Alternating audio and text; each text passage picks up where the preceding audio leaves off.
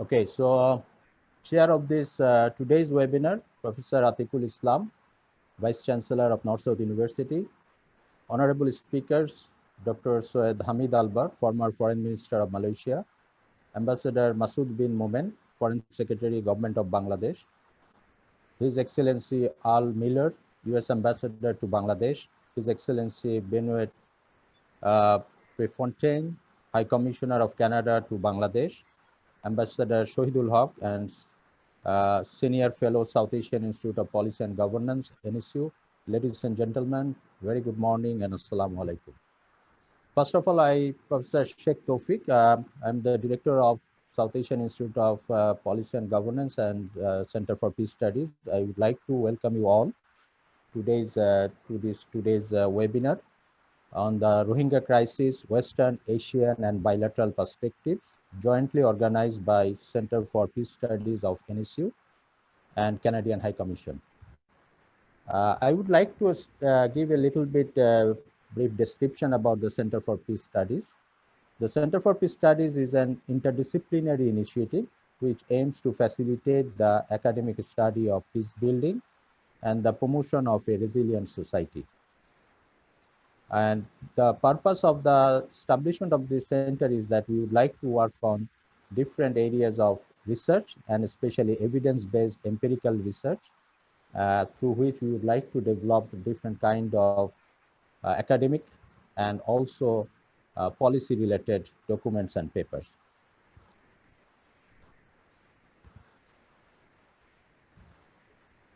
So this CPS is a platform for academics, researchers, and practitioners from diverse academic backgrounds working together to create a peaceful world with a focus on sustainable and inclusive solutions for contemporary humanitarian crises.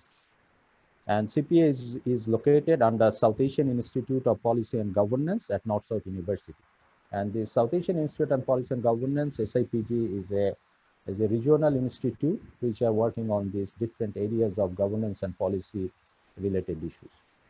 So if we now just give a little bit context of today's webinar, we have organized this event in the context of 3 years anniversary of the exodus of Rohingya people in Bangladesh.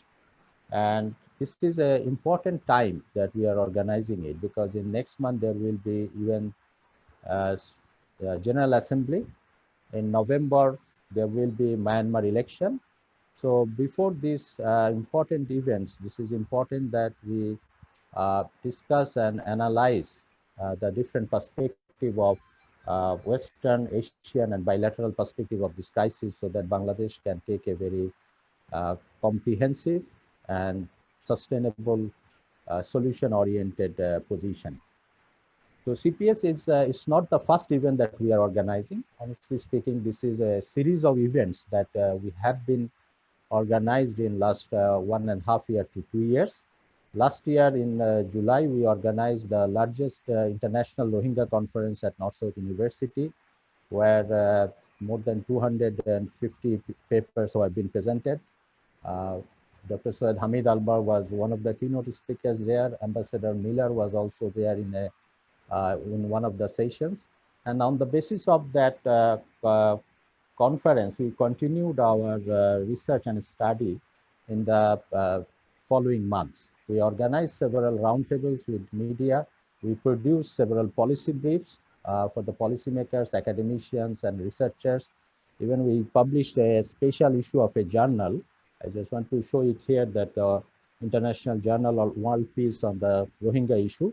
And also there are 2 book projects are now going on the basis of these different papers and research that we have been carrying for last few months. So this is a kind of a continuation of that series, and we hope that on the basis of today's discussion, we'll also produce policy briefs, and we will circulate it to the academicians, our development partners, government, and also the other agencies. So with that background and note, I conclude the introductory remarks here, and I'll now hand it over to the moderator of today's session, Dr. Ishrat, and now she will be carrying forward. Dr. Ishrat, thank you. Thank you, Dr. Tawfiq, for your precise and well-articulated introductory speech. with a wonderful background of the journey of CPS and the background of today's event. Assalamu alaikum and a very good morning to all of you, respected panelists, Honorable Vice Chancellor, and Honorable audience from many different professional areas. Thank you very much for joining today's webinar on the Rohingya crisis, Western, Asian, and bilateral perspectives.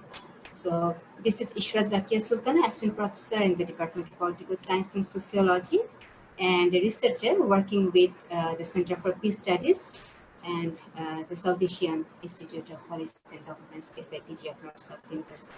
I welcome you all to today's webinar.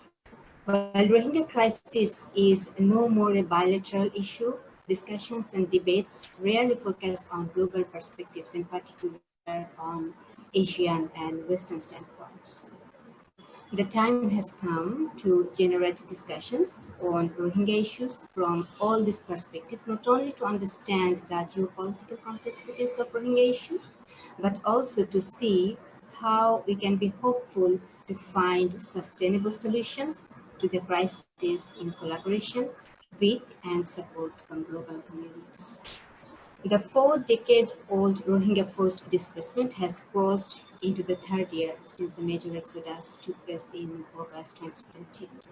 It is now time that the Rohingya crisis is revisited, taking into account the current and previous situations of Asian geopolitics, efforts made by regional forums such as ASEAN and OIC, as well as Western countries' approaches to explore an innovative, human rights-centric and peaceful mechanism to resolve the crisis. CPS, along with its series of events, dialogues, collaborative works, and research on Rohingya issue, would like to address some of the key issues relating to bilateral, multilateral, and regional relations. We are delighted to have an esteemed group of panelists today who are going to share their views, opinions, and suggestions in the context of their experiences with bilateral, multilateral, and regional relations. It is a great pleasure that most of the panelists previously joined various events organized by North-South University. Dear audience, let me now introduce them to you. Today we have Tansri Datusiri Mr. Dr. Syed Hamid Albar, Honorable former Minister of Foreign Affairs, Minister of Home Affairs, Minister of Justice, and Minister of Defense of the Government of Malaysia. He served with the ASEAN and OIC as well. Today he will talk about Asian politics, role of ASEAN and other regional forums impacting Rohingya crisis. Malaysian prominent politician Dr. Albar came to Bangladesh as the keynote speaker in the International Conference on the Rohingya Crisis and Sustainable Solutions organized by North-South University in July 2019. We are really glad to have him with us again today. Another panelist is His Excellency Mr. Earl R. Miller, U.S. Ambassador to Bangladesh. Mr. Miller also joined the plenary session of the same conference last year organized by North-South University. Today he is going to talk about U.S. policy on Rohingya crisis. Another panelist is Ambassador Mohammad Shohidul Haq, former Foreign Secretary of the Government of Bangladesh and Senior Fellow, South Asian Institute of Policy and Governance, SIPG of North-South University. He has been with us from the beginning of CPS and contributing to the expansion of CPS significantly. Today, his topic is Rohingya crisis in the context of Bangladesh-Myanmar bilateral relations. We also have His Excellency Mr. Benoit Fontaine, High Commissioner to Canada, High Commissioner of Canada to Bangladesh. This is for the second time we are having him in a North-South University event. He joined an important dialogue session on the ICJ verdict on Rohingya issue in January this year, which was organized by SIPG of North-South University. Today, he is going to talk about Canada's approach to the Rohingya crisis. Finally, we have Ambassador Masood bin Momen, Honorable Foreign Secretary, Minister of Foreign Affairs of the Government of Bangladesh. He is going to talk about Bangladesh's approach towards Rohingya crisis. towards hosting Rohingyas. And thank you very much to all the esteemed panelists for your kind presence in our webinar today. Respected panelists and audience, now let me share the modality of today's webinar. First, we'll hear from the esteemed panelists. There will be question answer session at the end of everyone's presentation. And audience are welcome to write their comments on the chat box and questions on the Q&A option on your screen. And then we'll hear a few words as part of concluding remarks from Honorable Vice Chancellor Professor. The webinar will end with vote of thanks by the coordinator of CPS.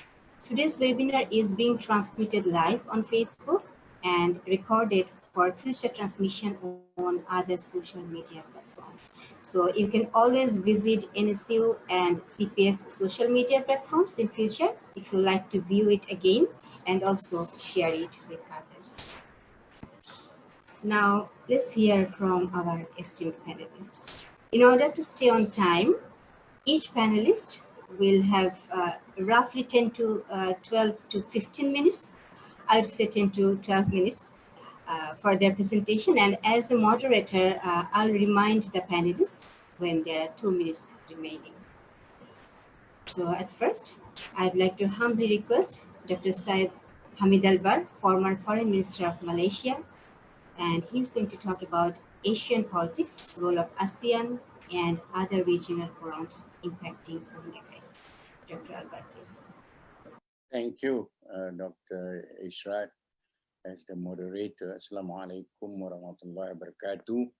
And good morning to distinguished panelists in today's webinar on the Rohingya crisis, Western Asian and bilateral perspectives, which I think is a very broad and wide subject. And for each one of us to be given 12 minutes, I think I need to do justice to myself. So I'm trying to cover it as fast as possible. Thank you for inviting me to participate for a second time in a discussion or a discourse touching on the subject of Rohingya. Let me begin with by trying to focus on some issues that I think is very important and taking into context of how we would find a solution. First of all, first I would like to talk about the fundamental issues of Asian politics, because it cannot be looked at Rohingya, Bangladesh, but it has to be in the context of Asian politics. And secondly, then only I will touch on the subject of the Rohingya crisis. And thirdly, I will touch on the role of the ASEAN and OIC. And finally, I will give my concluding remarks or recommendations on what needs to be done. Now, I'm going to state the obvious. Asia is the largest continent in the world. And with 4.4 billion people, 60% of the world population. So it is the fastest growing economic region. And I think it's the largest continental economy by GDP in the world. And I think there is no doubt that we are living in a region, in an area, in a continent where several of the world civilization exist. And there are economic miracles to our performance and development. And we are also, whether fortunately or unfortunately, 5 of the world's nuclear power are located in our diverse continent. So you imagine how you're going to discuss all these subjects of Rohingya crisis and all these things. So my focus, as I mentioned, will be on ASEAN and OIC. I think insofar as the Asian polity is concerned, it is, from my description earlier, it is very diverse due to what I've stated, large landmass and population. And I think I like to repeat that within Asia, there are 6 sub-regions: South Asia, East Asia, Southeast Asia, which is ASEAN, West Asia, Central Asia, and North Asia. Our focus, if namely, I think in this context, South Asia, East Asia and South Asia in terms of its geopolitical, and I think another important issue when we're discussing this subject in order to find what we call sustainable solution is on the question of the security imperatives of what is happening. So on the Rohingya crisis, I think I'm glad that Dr. Ishrat has now mentioned it should not be considered as a bilateral crisis between Bangladesh and Myanmar, or Myanmar and the ASEAN neighboring countries. It is actually a regional and global crisis, and it must be treated in that way. And in order for us to find a resolution, we cannot focus or concentrate on the immediate region or in the immediate bilateral situation, but it has to be looked at the regional and global basis. And I think that the tragedy, another point that I would like to mention quickly is that the tragedy of this is not only a humanitarian one, as I like to repeat, not only a humanitarian crisis, but it is also a security and political crisis involving institutional, regional, and global powers. When I mention institutional, I mean that it involves ASEAN, it involves OIC, it involves UN and its agencies, it involves also SAC, it also involves I think EU, if we like to bring EU into this, the subject of discussion. And I think it is, as I have stated, it is not possible to just discuss within the time allocated. But let me go back now to the ASEAN. As you all know, ASEAN is a regional organization formed on the basis of geographical footprint. Our basis is you must be a country in Southeast Asia. So it is a geographical footprint.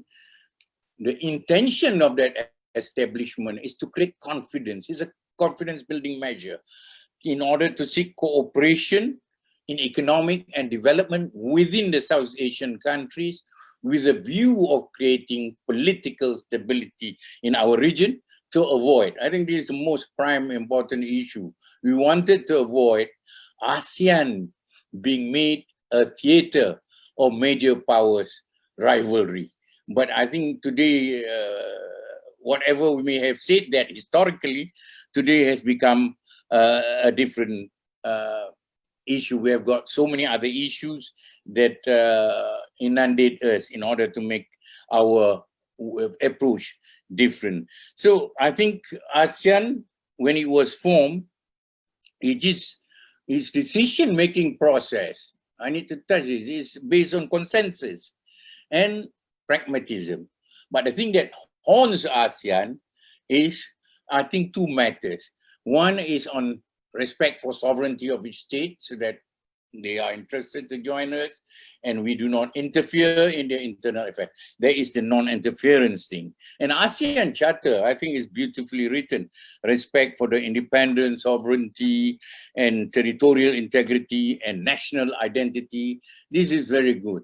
And it also has recently created three pillars: political pillars and economic pillars, socio-cultural pillars, and also and security pillars. I think all these pillars is intended to create an ASEAN community. But I think there is a gap between our principles, our intention, our aims and objectives, and what we can do. And I think what we can do in this particular situation is constrained by our strong belief in the concept or the principle of non-interference in the domestic affairs of each other's country. Then we do not define what is the domestic affairs. Does it limit itself to affairs happening within the country?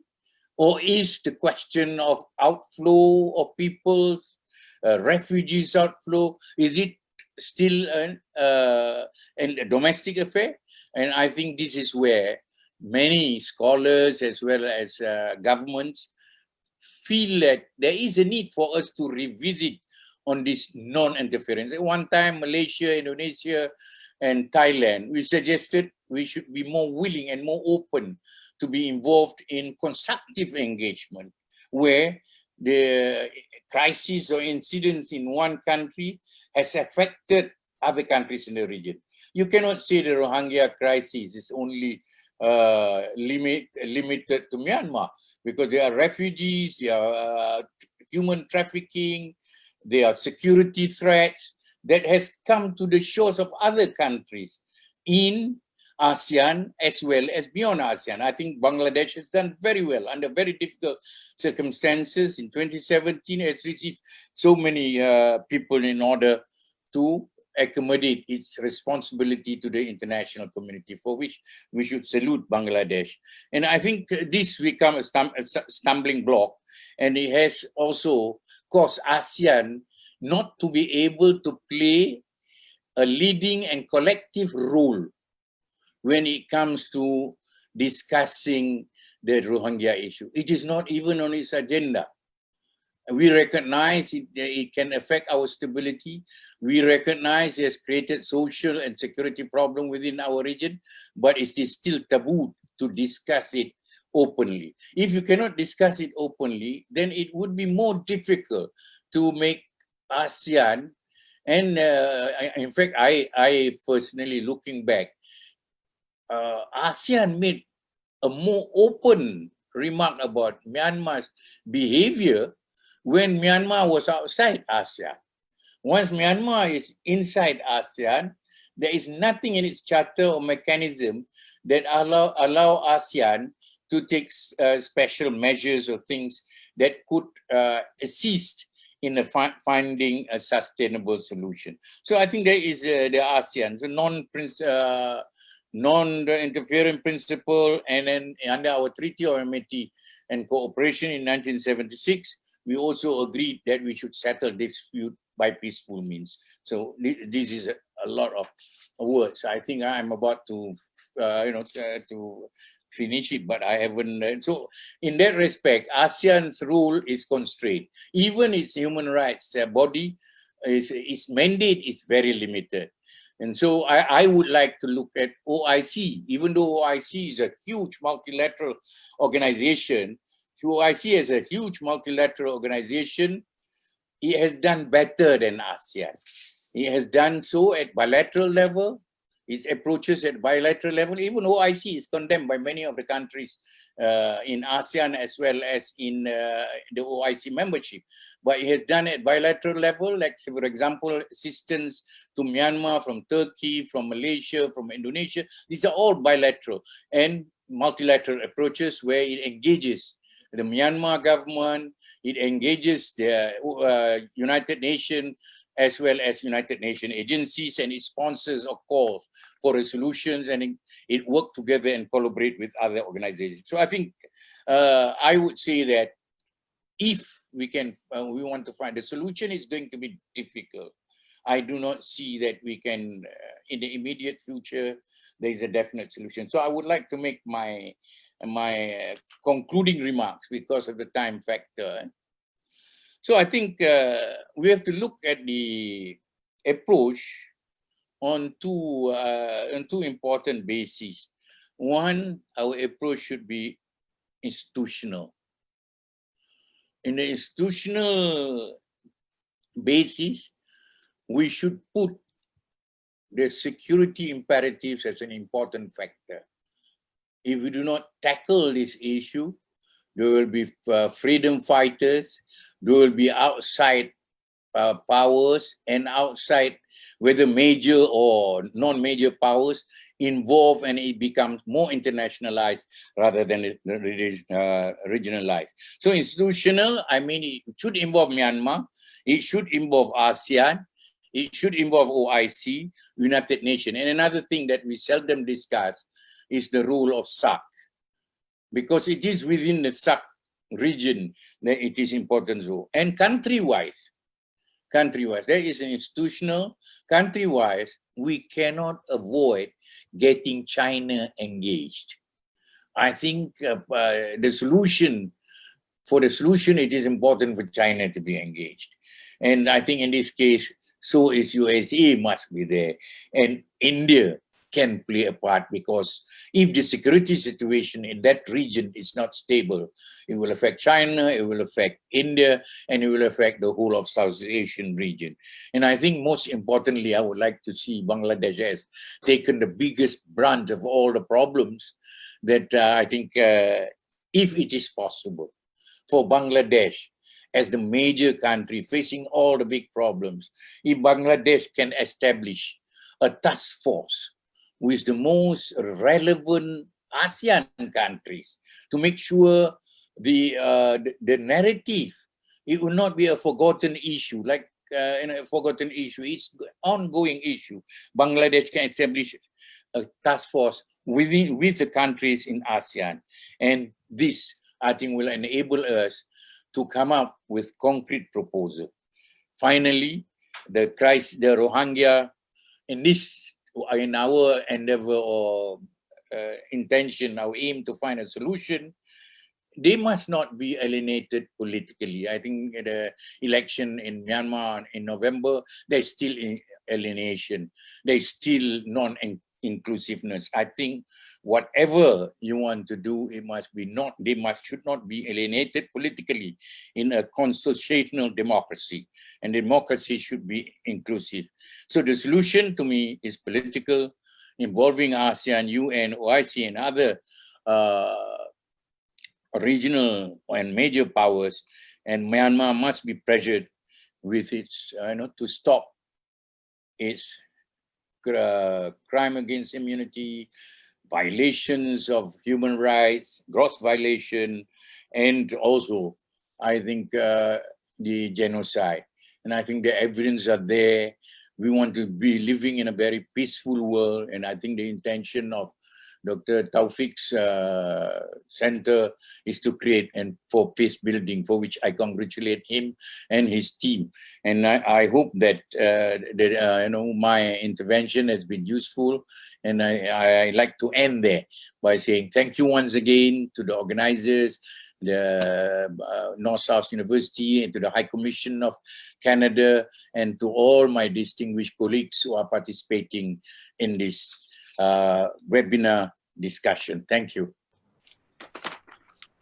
Thank you, Dr. Alvar, for a very thought-provoking talk. And you have rightly pointed out that the matter of non-interference issue that made some of the roles of ASEAN constrained, and which I think we need to talk about this, because you said that if we do not discuss this openly, how can we find the solution? So thank you once again, and we hope you're going to stay with us until the end, because I'm expecting some questions from the audience for you at the end of everyone's presentations. We'll be sending the questions to you to respond. Okay, so the next presenter, we have His Excellency R. Miller, U.S. Ambassador to Dhaka, and he's going to talk about U.S. policy on Rohingya crisis. His Excellency, Mr. Miller. Thank you. Well, thank you very much. Assalamu alaikum and good morning. Thank you to North-South University for hosting a discussion on the Rohingya crisis again this year, and to my friends at the Canadian High Commission for co-sponsoring today's webinar to reach the widest possible audience. What a great opportunity to take advantage and learn from the experience and wisdom and counsel of a really remarkable panel. And I feel like I'm among friends. I just want to say a special personal hello to Masood and Shahid, Ahmed Benoit. And my 25-year-old son is watching on Facebook from the States. So hello, Alexander. On the eve of the third anniversary of the current Rohingya refugee crisis, we face unprecedented displacement and humanitarian crises around the globe. In 2020, there are nearly 80 million people forcibly displaced worldwide. And of course, the COVID-19 pandemic exacerbates their vulnerability. The United States remains the largest single provider of humanitarian assistance worldwide, providing $9.3 billion last year and nearly $70 billion in overseas humanitarian assistance in the last decade alone. Since the COVID-19 outbreak, the United States committed $1.6 billion globally in emergency health, humanitarian, economic, and development assistance for pandemic relief efforts, and that includes more than $56 million in counting in Bangladesh. We work with the United Nations High Commissioner for Refugees, the International Committee of the Red Cross, the International Organization for Migration, the United Nations Children's Fund, the World Food Program, and other international and non-governmental organizations to help those most in need. We work with our superb partners in the government of Bangladesh, a nation that has set an example for the world of humanity and decency by opening its hearts and borders to almost 1 million displaced Rohingya. Nothing I have done in my 3 decades of service as an American public servant gives me more pride or is more important than working with these selfless, dedicated partners. They are truly the best of us. You know, when you visit the Rohingya camps, one can be heartbroken by the inhumanity in Burma that caused this crisis, but one can also be inspired by Bangladesh's response and the nations that support you. Working together, American assistance reaches tens of millions of displaced and vulnerable people worldwide.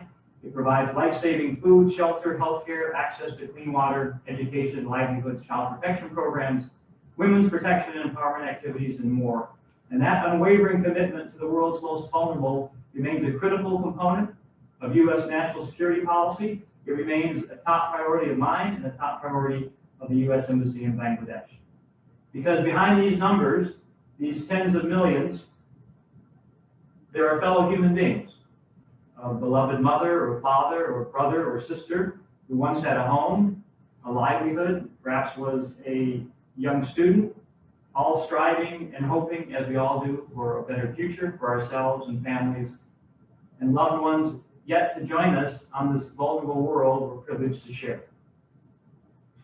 We're working with our partners in the Rohingya refugee camps every day, tirelessly, on the COVID-19 response. We are stabilizing food insecurity, distributing disinfectant supplies and hand sanitizer for communal areas and health centers, installing hand washing stations in public places and entry points, and distributing masks produced by Rohingya from IOM livelihood programs. In March, at the launch of the 2020 Bangladesh Joint Response Plan, the United States announced more than $59 million in additional humanitarian assistance for the Rohingya crisis, nearly $55 million for programs inside Bangladesh. And the United States is a leading single contributor of humanitarian assistance in response to the crisis, providing more than $951 million since the escalation of violence 3 years ago. Nearly $800 million for programs inside Bangladesh. And now we're spending upwards of $22 million on the COVID-19 response in Bangladesh, including in Cox's Bazar, Rohingya refugee camps, and host communities. Critically, U.S. government assistance also supports these host communities, and we certainly appreciate the sacrifice and burden that they bear. But as you've heard, we all know this crisis is more than just a crisis that requires humanitarian assistance. It's a global political and diplomatic issue. It's an issue that asks us all to look at solutions that perhaps we haven't explored in the past. People are more likely to return and reintegrate successfully in their countries of origin if they have access to education and livelihoods and portable skills. This should continue to be a priority, in my view, even in the context of COVID-19, to prepare Rohingya for voluntary repatriation to Burma once conditions allow. This also reduces the risk of radicalization, criminality, and other antisocial behavior.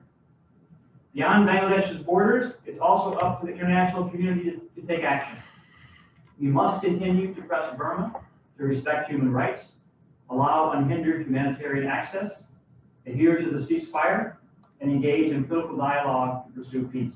And such actions must be taken not just in Dhaka and Rangoon, but in New York, Geneva, The Hague, and throughout the region. We must continue to press Burma to establish conditions to allow for the safe, voluntary, dignified, and sustainable return of refugees. and insist on renewed efforts to implement recommendations from the Kofi Annan-led Advisory Commission on Rakhine State, with the structural changes necessary to address institutional discrimination and mistrust. The United States has taken strong action to promote justice for Rohingya victims and accountability for those responsible. We sanctioned top military leaders linked to gross violations of human rights, strongly supported UN investigation mechanisms, and encouraged participation in ICJ proceedings. And we certainly appreciate the sustained commitment of Australia and Canada, the Gambia, and the European Union and other nations to hold perpetrators to account. Bangladesh should not be tackling this crisis alone. We all bear responsibility to mirror the generosity of the Bangladesh government and people in hosting Rohingya refugees. And we can do that through continued humanitarian support and unequivocal diplomatic support. And before I conclude, in the spirit of exploring ideas, let me pose just a couple of issues for consideration. We talk a lot here in the local diplomatic corps about what can be done with our government interlocutors, of course. What can be done to ease the plight of refugees in the short term? Is it possible to restore uninterrupted internet access, for example, protection services, livelihood work, and education programs, even in a time of COVID-19? To ease the government of Bangladesh burden, should there be a consideration of resettlement to third countries on a large scale? Perhaps an alternative to moving refugees to Bachan Char. Noting the elections in Burma this fall, what more can the international community be doing to pressure that government into positive action to resolve this crisis? And finally, what more can we be doing in the region to share the burden with Bangladesh hosting almost 1 million refugees, of rescuing and not turning away and pushing back to Bangladesh desperate people at sea?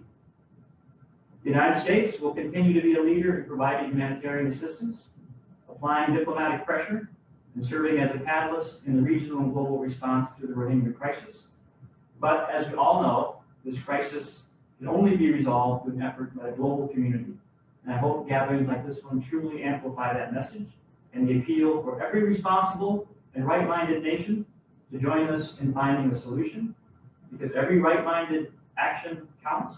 Every right-minded action saves lives. We've seen that over the past 3 years, and we all know it to be true. So thank you for the opportunity to join this discussion. Donabat, and I look forward to hearing from you all.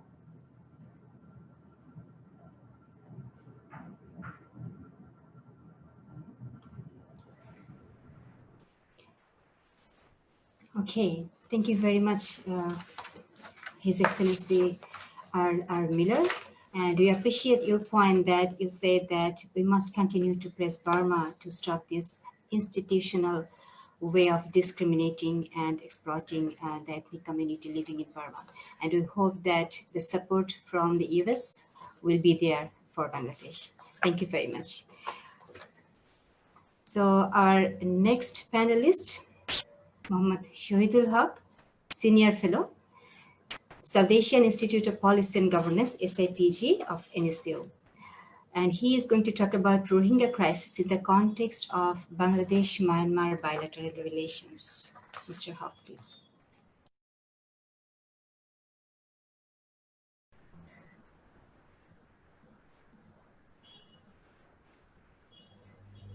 Hello? Hello, Yes, can you hear? Yeah. Yeah, Okay, we can hear good, now. good. Sorry, some glitch. I said that distinguished Vice Chancellor, distinguished panelists, Excellencies, Foreign Secretary Masood, and the participants. As our distinguished moderator has started off saying that this is not a bilateral issue. Absolutely, it's not a bilateral issue. But one of the path to solution of this aspect is to look at bilateral relations, or to be very precise, what went wrong in the bilateral relationship that we ended up in a situation which we are currently in. So the title of my presentation is the Rohingya crisis in the context of Bangladesh-Myanmar relation.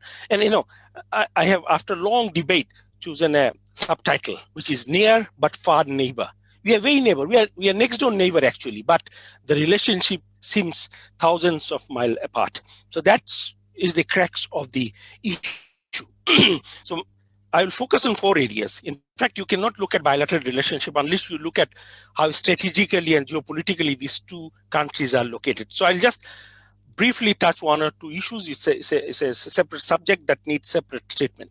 Second is the Bangladesh-Myanmar diplomatic relation. I will try and trace as to how it evolved in the post-1971. And what is the big elephant in the relationship? That's what the 3 areas that I will focus.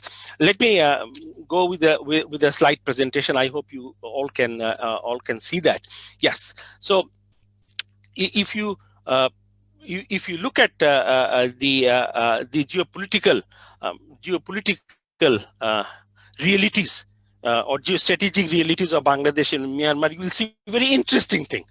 You have China, you have India, and you have Bay of Bengal. And very adjacent to that, you have Andaman Sea. So the current geopolitical turmoil that we are talking about is very close to these places. So that's where Bangladesh-Myanmar relationship is anchored, and I'll try and explain it. Can you go? If you see an area I've identified, there's actually a tri-junction between India, Myanmar, and Bangladesh.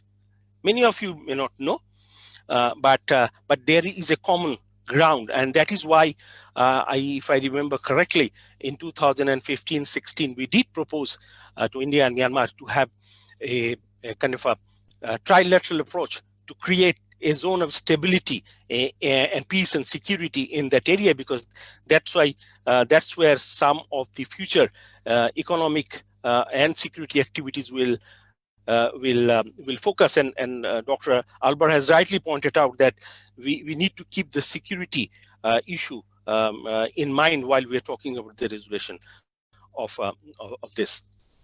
Now, geohistory of India, Bangladesh, or Bengal, to speak about, and Burma is very old. It's not today that Bengalis or people living in the Bengal Delta interacting with the Myanmar people. It has a long history. In fact, it remained an area where there has been a continuous flow of goods, services, and people, and there are books written on it. But the British actually annexed Burma through 3 different Anglo-Burmese wars: 1824, 1852, and 1885. And that is how the movement, all kinds of movement, became very close, because it was in the same British colony.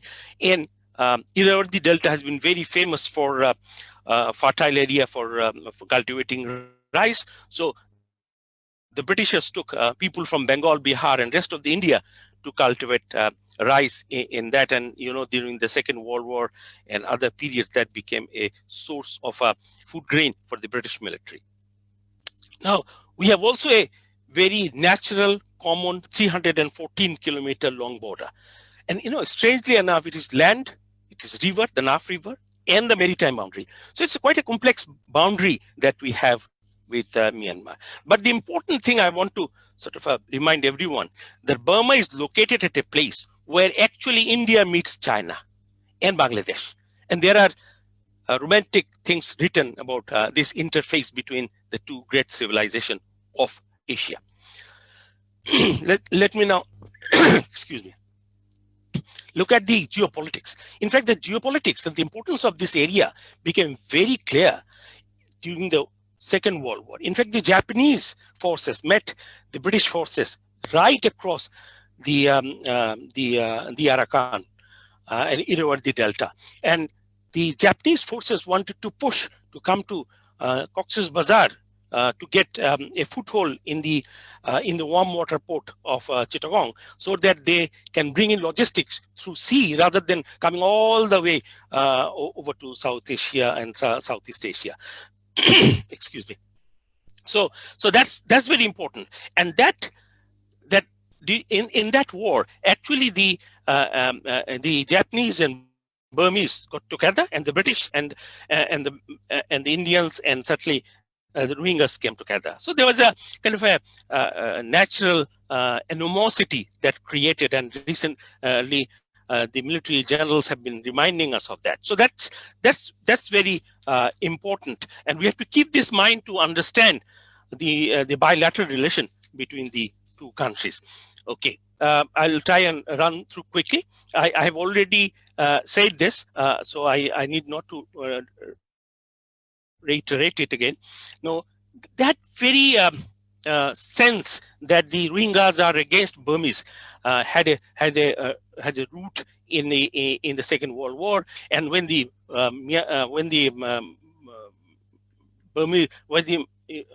British left, they actually did not resolve the solution, did not try and make sure that these Rohingyas who were left, their compatriot, is well looked after before. In fact, there's a very interesting book written on the history of the Imphal fight and how Rohingyas will be treated afterwards by a very young ADC to the Field Marshal.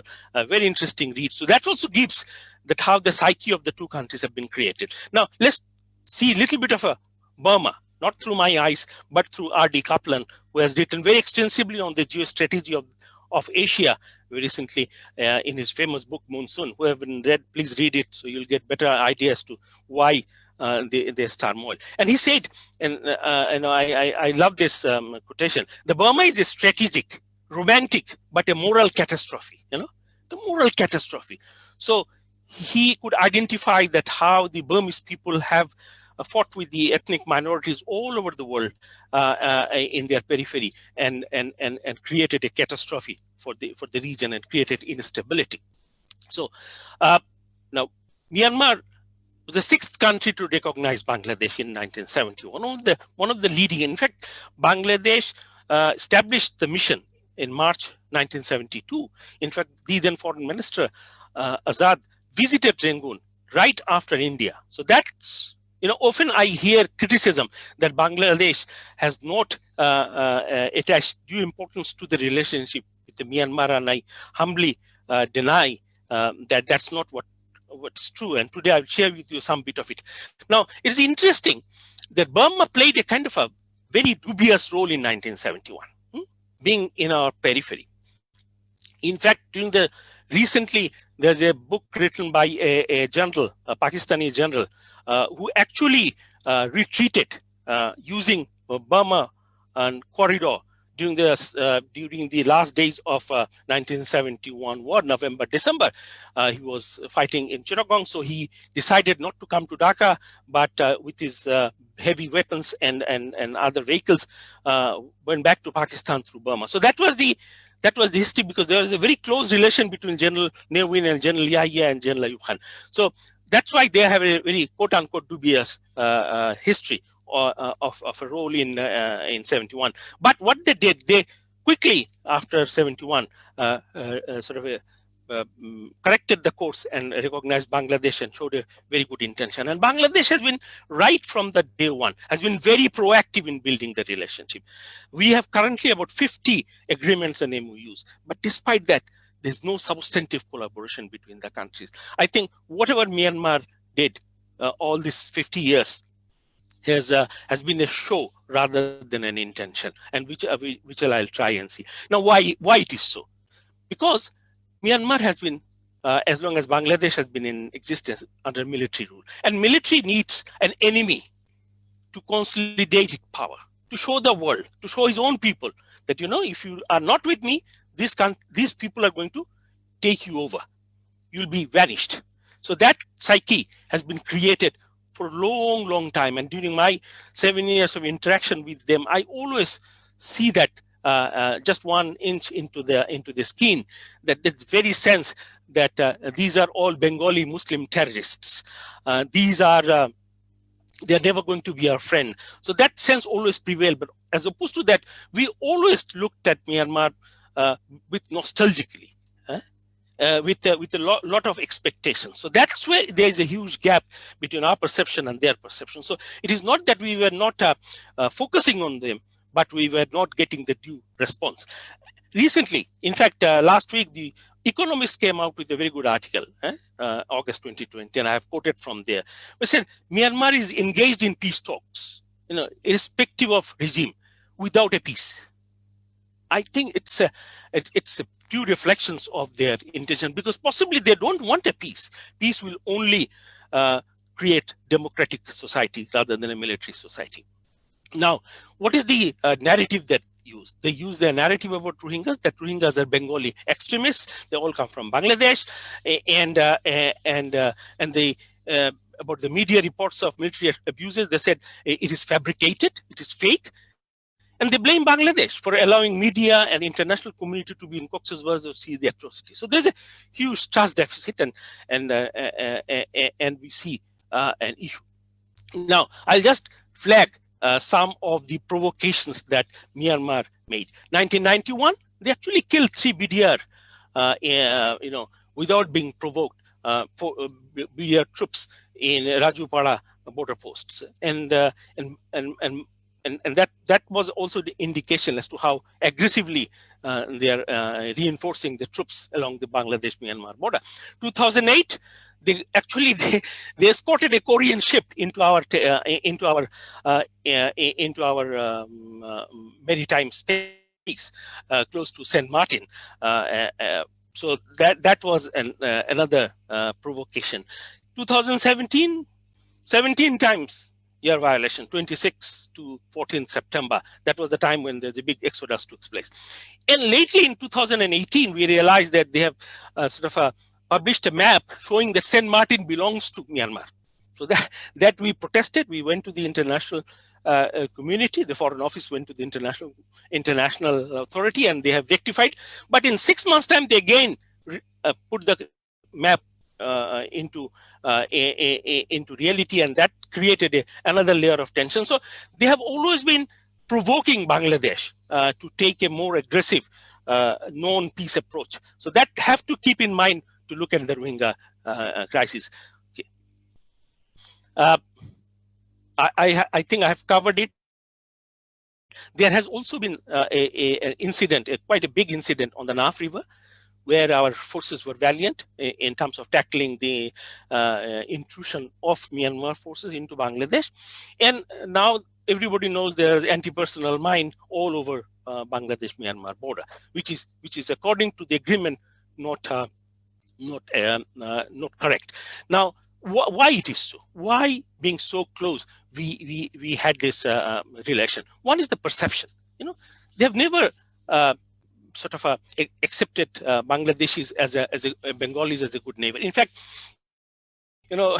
just off the cup, I remember that we were having a dinner in Myanmar, a very social dinner organized by Ambassador Sufur, one of my first visits, and I was talking to the Rohingya business people and the academicians, and one of those people came up and said that we have always found Bengalis to be very smart, and we are afraid of that smartness. So that's how their mindset, just to give you an idea, and I still vividly remember that, and I was taken aback. So there's always a difference. I will run it through. Now, what is the big elephant? The big elephant is the exodus, and this is not the exodus of 2017 we are talking about. There has been a history of exodus. I can list 7, starting from 1942, when actually the Buddhist Rakhine came over to Bangladesh, and currently the Buddhist Rakhine community that's there in Cox's Bazar and in Patuakhali, they came during that time, 1942, British time. British, because of Burmese atrocities, they switched over. And then we have a history of 48, 49, 59, 78, 79, 91, 92, 2016, and 2017. So it's not something just ad hoc one time, but it has always been there. So that's the big elephant. I know I'm coming across time constraint. Now, what was the Bangladesh's approach? We remained very calm all along very calm, and ensured peace and stability. Had Bangladesh taken a little tough action, the whole South Asia would have been today in a turmoil. And one has to realize that Bangladesh did a great service to the region. And I think we often do not hear that. Now, where from it comes? It comes from father of the nation, Bangabandhu's great saying that, friendship to all and malice towards none. I think to keep his visionary statement intact, Bangladesh faces a huge deal of difficulties. What you do when your neighbor is hostile, your neighbor continues to provoke, what you actually do? You keep peace, but at what cost? That's one of the questions that's currently being raised. We have also been zero tolerance on terrorism and extremism. In 2017, we remember from the Foreign Office, we said, let's have a joint military operation in the border. If you think that ARSA and others are infiltrating your part of the world from Bangladesh. And it was put in writing, joint military operation. No response. So if two countries are facing terrorists, they should be working together to fight it out the way we have done it with India. So that's where my question is, that where is the intention? In fact, strangely enough, Bangladesh has always supported Myanmar, whether it's the Human Rights Commission or in the UN.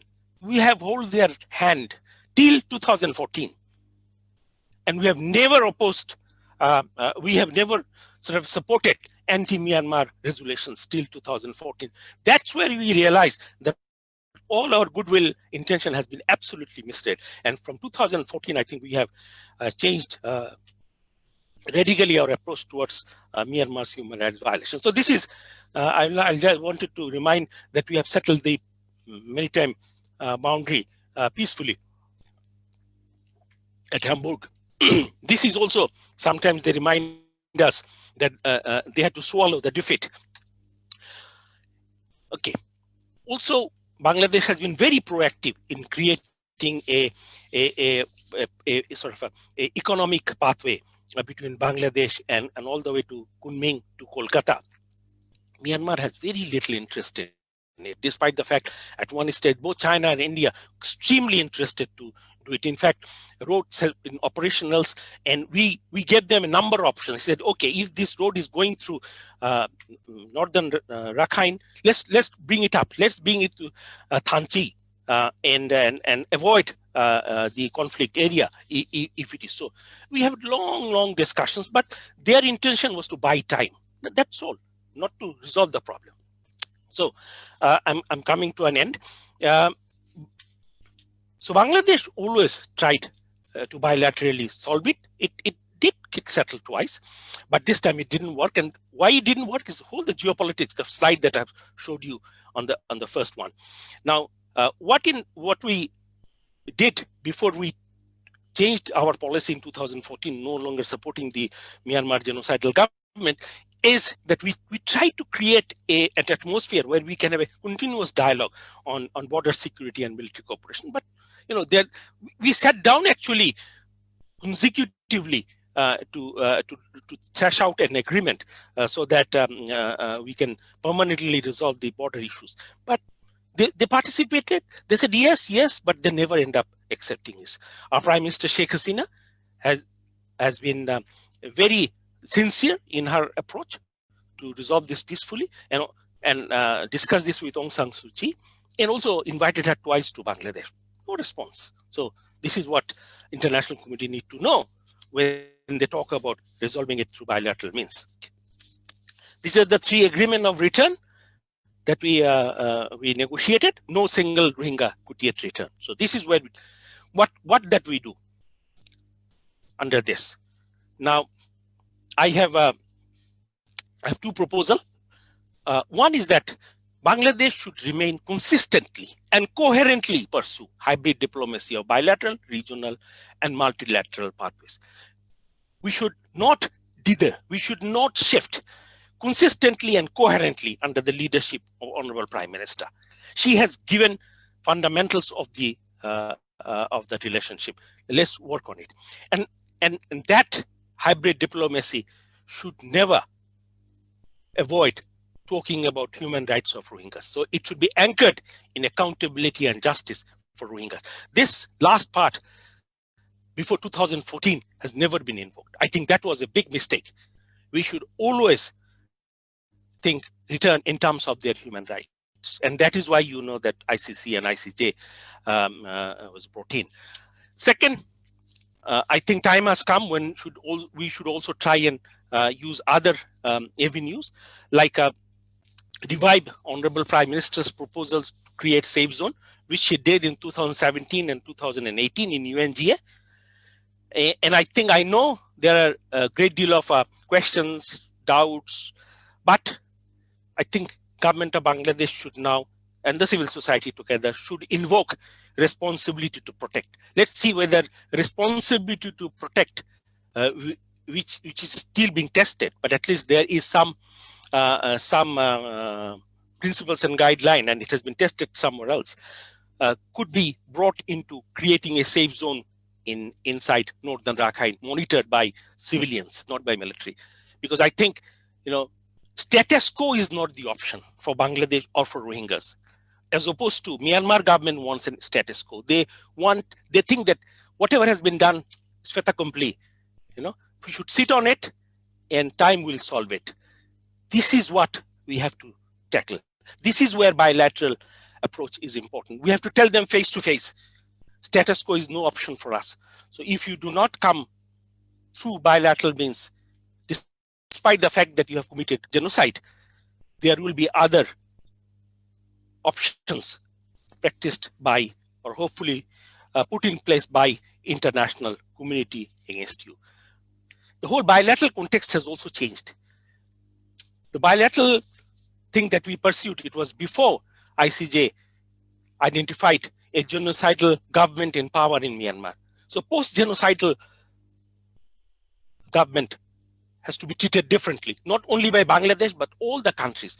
We cannot afford to have the same approach that we normally pursue with the state vis-a-vis a genocidal government. Thank you very much.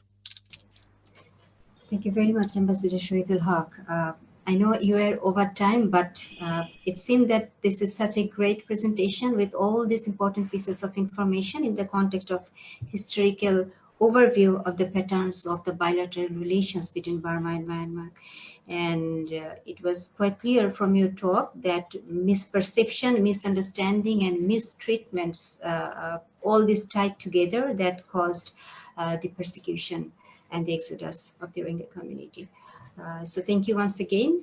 Now I'm moving to our next presenter, His Excellency Benoit Fontaine, High Commissioner of Canada to Bangladesh, and I'd like to request you to talk about Canada's approach to the Rohingya crisis. His Excellency, Mr. Fontaine, thank you. Distinguished Vice Chancellor, Excellencies, and distinguished participants, Assalamu alaikum and good morning to all. I want to thank the SIPG, the Center for Peace Studies, and North-South University for organizing this webinar, and also for giving me this opportunity to weigh in a little bit on some of the important aspects of the Rohingya crisis. And I'd like to echo what Ambassador Miller was saying a bit earlier. For a diplomat such as myself, stumbling into this crisis has been, as sad and tragic as it is. It's been a high point of my career. I don't think I've ever been part in such a role of anything as important. So this is extremely important for not just for Canada, but for myself and for my colleagues at the Canadian High Commission. This is the kind of thing we signed up to be diplomats for and try to help resolve. So in my presentation today, I'd like to begin by sharing the Canadian perspective on the first 3 years of the Rohingya crisis. In my country, we're at an important crossroads right now because we had a 3-year strategy that we'd been following since 2018, but that 3-year is about to sunset. At this moment, Canada is developing a new 3-year strategy, and we're considering various options to help resolve the crisis, of course. But I don't yet know what will be decided by my ministers. So when it comes to the road ahead, I'm going to share a few of my personal thoughts on the opportunities and threats which I see on my radar screen. So I arrived in Bangladesh in 2017. just as the displacement of over 850,000 Rohingya to Bangladesh was still taking place. So since the beginning of the crisis, Canadians were shocked by what happened in Myanmar. And we have been a strong partner of Bangladesh throughout. It was immediately clear to us that we had to do something. The first important decision taken by my prime minister was to appoint a special envoy, Bob Rae. He visited Myanmar at the very beginning of my assignment. I've since visited the camps with him at least 4 or 5 other times. But he's also traveled extensively to Myanmar, to several other capitals around the world, especially here in Asia, to try to understand, see what could be done. And, this resulted in a report, which he tabled, and here's the report I'm speaking about. And that report contained a number of recommendations. And in particular, he articulated the 4 pillars of our current approach, which explains how Canada was able to quickly launch a comprehensive 3-year strategy.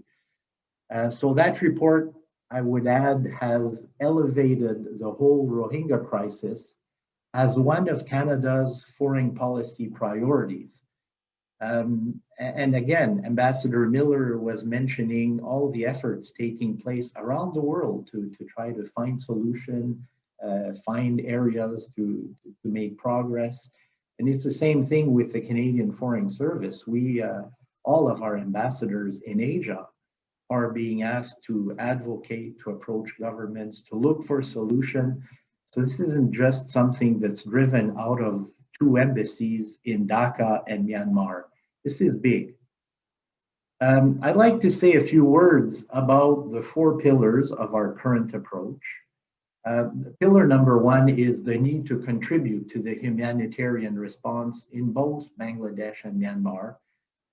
In the early days, this was about saving lives, and it included, I think for Canada, $300 million in international assistance to address a number of issues, a few humanitarian, development, peace, and stabilization needs. And also a growing portion of that is now earmarked for the host communities in Cox's Bazar. We feel that we have an obligation to balance how we try to help people in the whole region there. The second pillar of Canada's approach has been to address, of course, the political situation in Myanmar. I think everybody in this webinar agrees that the solution to the Rohingya crisis lies in Myanmar, but of the 4 pillars, this is the one I know the least about. And it's no doubt the most challenging one, the one in which progress is the slowest, at least for the last 3 years. And right now, I'm thinking that changing the mindsets in Myanmar, both in government and in the general population, that's going to require patience and a lot of coordinated international efforts. But we'll have to persevere because that is the key to a voluntary, safe, dignified, and sustainable repatriation. Both Dr. Albar and Shahidul Haq mentioned bilateral relations with Myanmar. Every country faces different circumstances, and what they can and can't do varies tremendously. And that's going to be one of the complications. Not all countries are as free as Canada to criticize or impose sanctions, because our relationships have always been with Myanmar rather limited. And I'll move on to the third pillar of our approach, which is the need for accountability. So Canada has been a strong and consistent advocate for accountability in Myanmar since the onset of the current crisis in August 2017. We advocated for and supported all international accountability efforts, including the establishment of the IIMM, the Independent Investigative Mechanism for Myanmar. We made continued calls for a UN security referral to the International Criminal Court. More recently, we've been supporting the Gambia's case at the International Court of Justice. In addition, Canada has imposed a number of sanctions on a large number of Myanmar officials and on corporations as well. The Canadian Parliament unanimously recognized the persecution of the Rohingya in Myanmar as being genocide. And that's just a few of the things we've done. So I think the government of Myanmar understands Canada's position very clearly. And this is important for us to continue on the accountability. And one of the things we deplore in Myanmar has been the impunity with which the government and the officials have continued to persecute the Rohingya for so long. The fourth pillar is effective coordination of cooperation. As far as I'm concerned, and I think the many diplomats who are listening in on this webinar will agree with me, this fourth pillar is the most important. It's not an easy task to build the kind of coalitions needed to make progress on the three other pillars. For this reason, Canada established and has led an international working group in New York for exactly this purpose. We've been working with Bangladesh and a few other partners to keep the Rohingya crisis on the agenda with UN Human Rights Council, at every UN General Assembly, with the Friends of Bangladesh group, etc. And we've done it at countless bilateral and multilateral high-level meetings, including at the G7. Whenever we participate in OIC or ASEAN meetings, we always try to raise the Rohingya crisis and try to make some progress. So, with our three-year strategy about to sunset in a few months, let's turn to what Canada is thinking of perhaps doing next. So at the moment, I want to be clear that I do not know what my ministers will decide, but with the pandemic and the significant escalation of conflict in Rakhine and Chin states between the Arakan army and the Myanmar military, I'm thinking that the prospects for Rohingya repatriation have dimmed considerably in the short term. So we can't give up hope, but we must recognize that we are in a protracted crisis. We must be practical, and so should be working together on multi-year planning and commitments to support those who are forcibly displaced to have dignity and hope. This is the kind of input I'm feeding into my ministry as the next three-year strategy is being developed.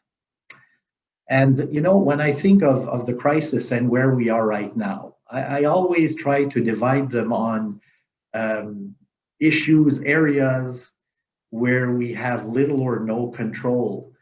And among these, I look at everything related to the UN Security Council. It's deeply divided on Myanmar right now. So there's not much we can do or influence there. Our ability to foster the kind of political and social change needed in Myanmar, that's also very limited for Canada in particular, because we've never been a major partner over there of the military, especially. Another area where we can't influence much is the wheels of justice, which turn slowly at both ICJ and IACC. These things will not yield decisions very soon. So that's not where we're going to focus most of our efforts, I believe. There are other areas where positive developments have already happened or where opportunities exist. And when I think about those, the first one and the most important one in many ways for me is how the government of Bangladesh has seized the moral high ground in this crisis. That's a very precious asset. It's important to hold on to that, the moral high ground. It makes it so much easier to partner with Bangladesh and to take sides in many areas. On accountability, and I mentioned that we can't influence the speed at which things will happen, but there have been a few early victories. And these legal processes will take time, but they already make a life very difficult for Myanmar. And they also have the advantage of drawing the world's attention to the Rohingya crisis. And this will be important because there are so many other conflicts in the world, and we need to find ways to keep the Rohingya crisis on the radar screen of decision makers. Another area that's important for me has to do with radicalization. So until now, we've been able to prevent radicalization in the camps in Cox's Bazar, and that's excellent news. But we need to ask ourselves, what's the best way to mitigate that risk over longer periods? And I would say the same applies to criminality. You know, there's going to be criminality. How do we mitigate and prevent it from growing and becoming unmanageable?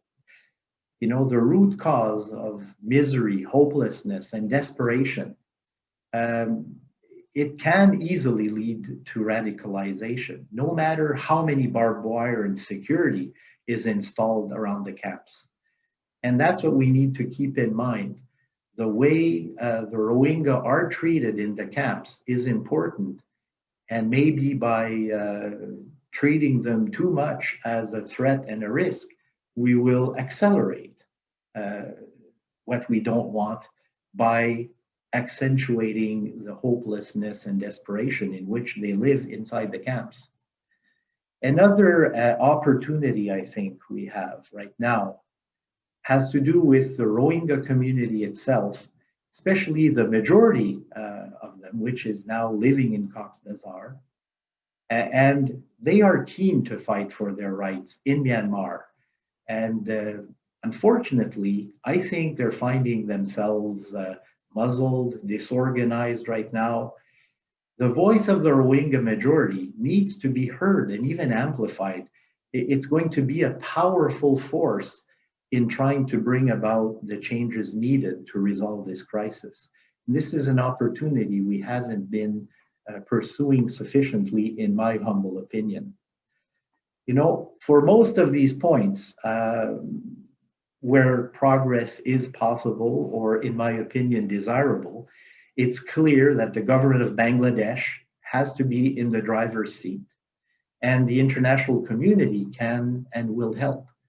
Not just donor countries such as Canada, but also I would add the international NGOs, the international media, and the Rohingya community itself. This has to be a team approach with coordination, but with Bangladesh playing a key role, because all of this is happening inside of Bangladesh borders. As a diplomat, I'm constantly looking for ways to make a difference and to advocate and to make progress. In that spirit, I'd now like to share a few of the issues that I'm finding myself advocating for. And it's about what I think could be done in Bangladesh that would help.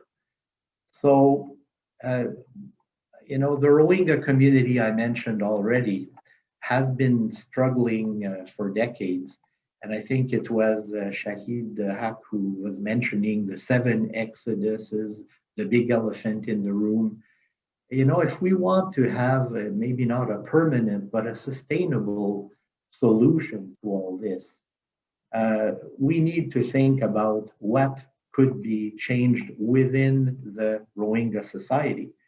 While they're in Bangladesh, it's an opportunity for these people to regroup, to receive education, to change the dynamics that has led to the incidents of August 2017 and previous episodes similar to that one. Learning livelihood skills, for example, and how to be more self-sufficient. That's possible while they're here. And I don't think we've been doing enough of that. Another area is how can we help the Rohingya community organize itself to fight for its rights and for justice?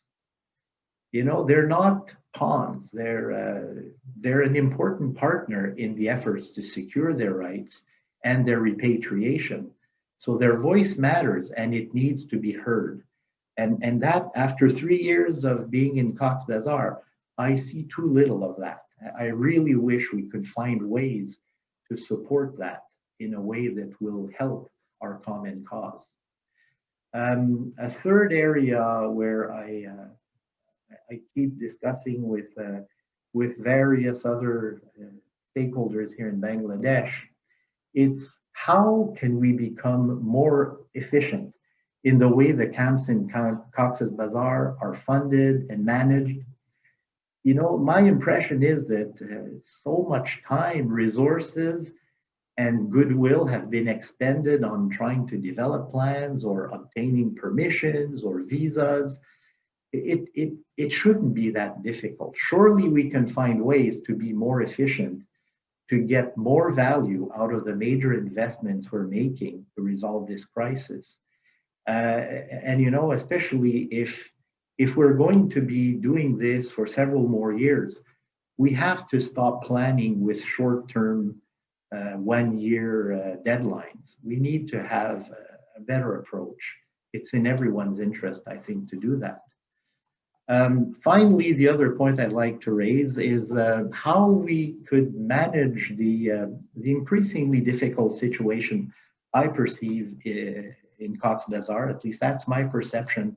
There seems to be growing distrust among local Cox's Bazar groups towards the Rohingya, towards humanitarian workers who feel at risk now. This is another area that we need to try to find ways to make things easier. I'm sorry to interrupt, Yes. His Excellency, but we are running out of time. If you could please end in 1 minute. Yes, I will.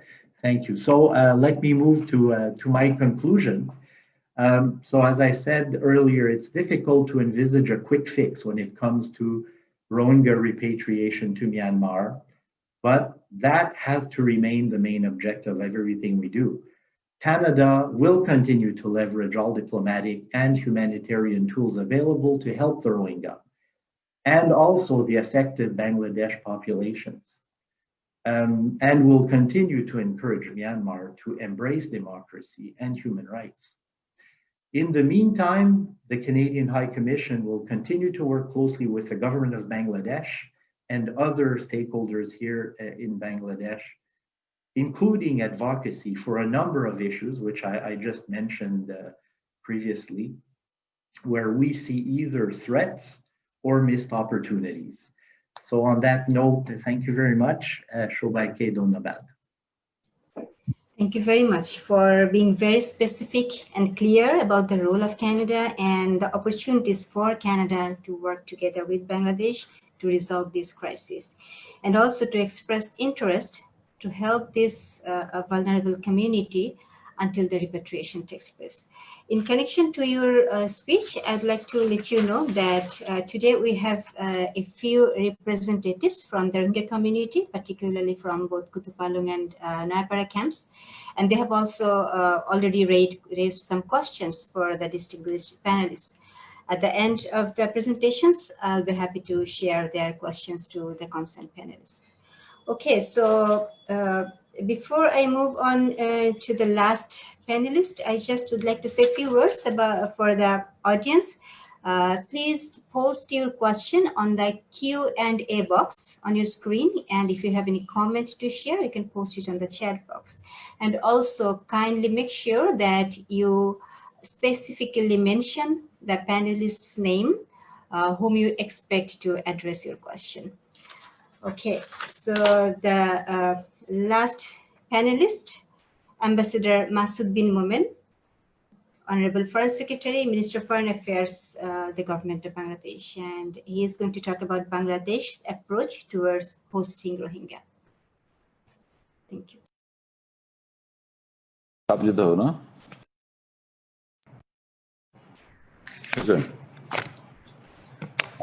Good morning to you all, or good afternoon. I was hoping that I could start before 12. Thank you, Dr. Ishrat, our moderator.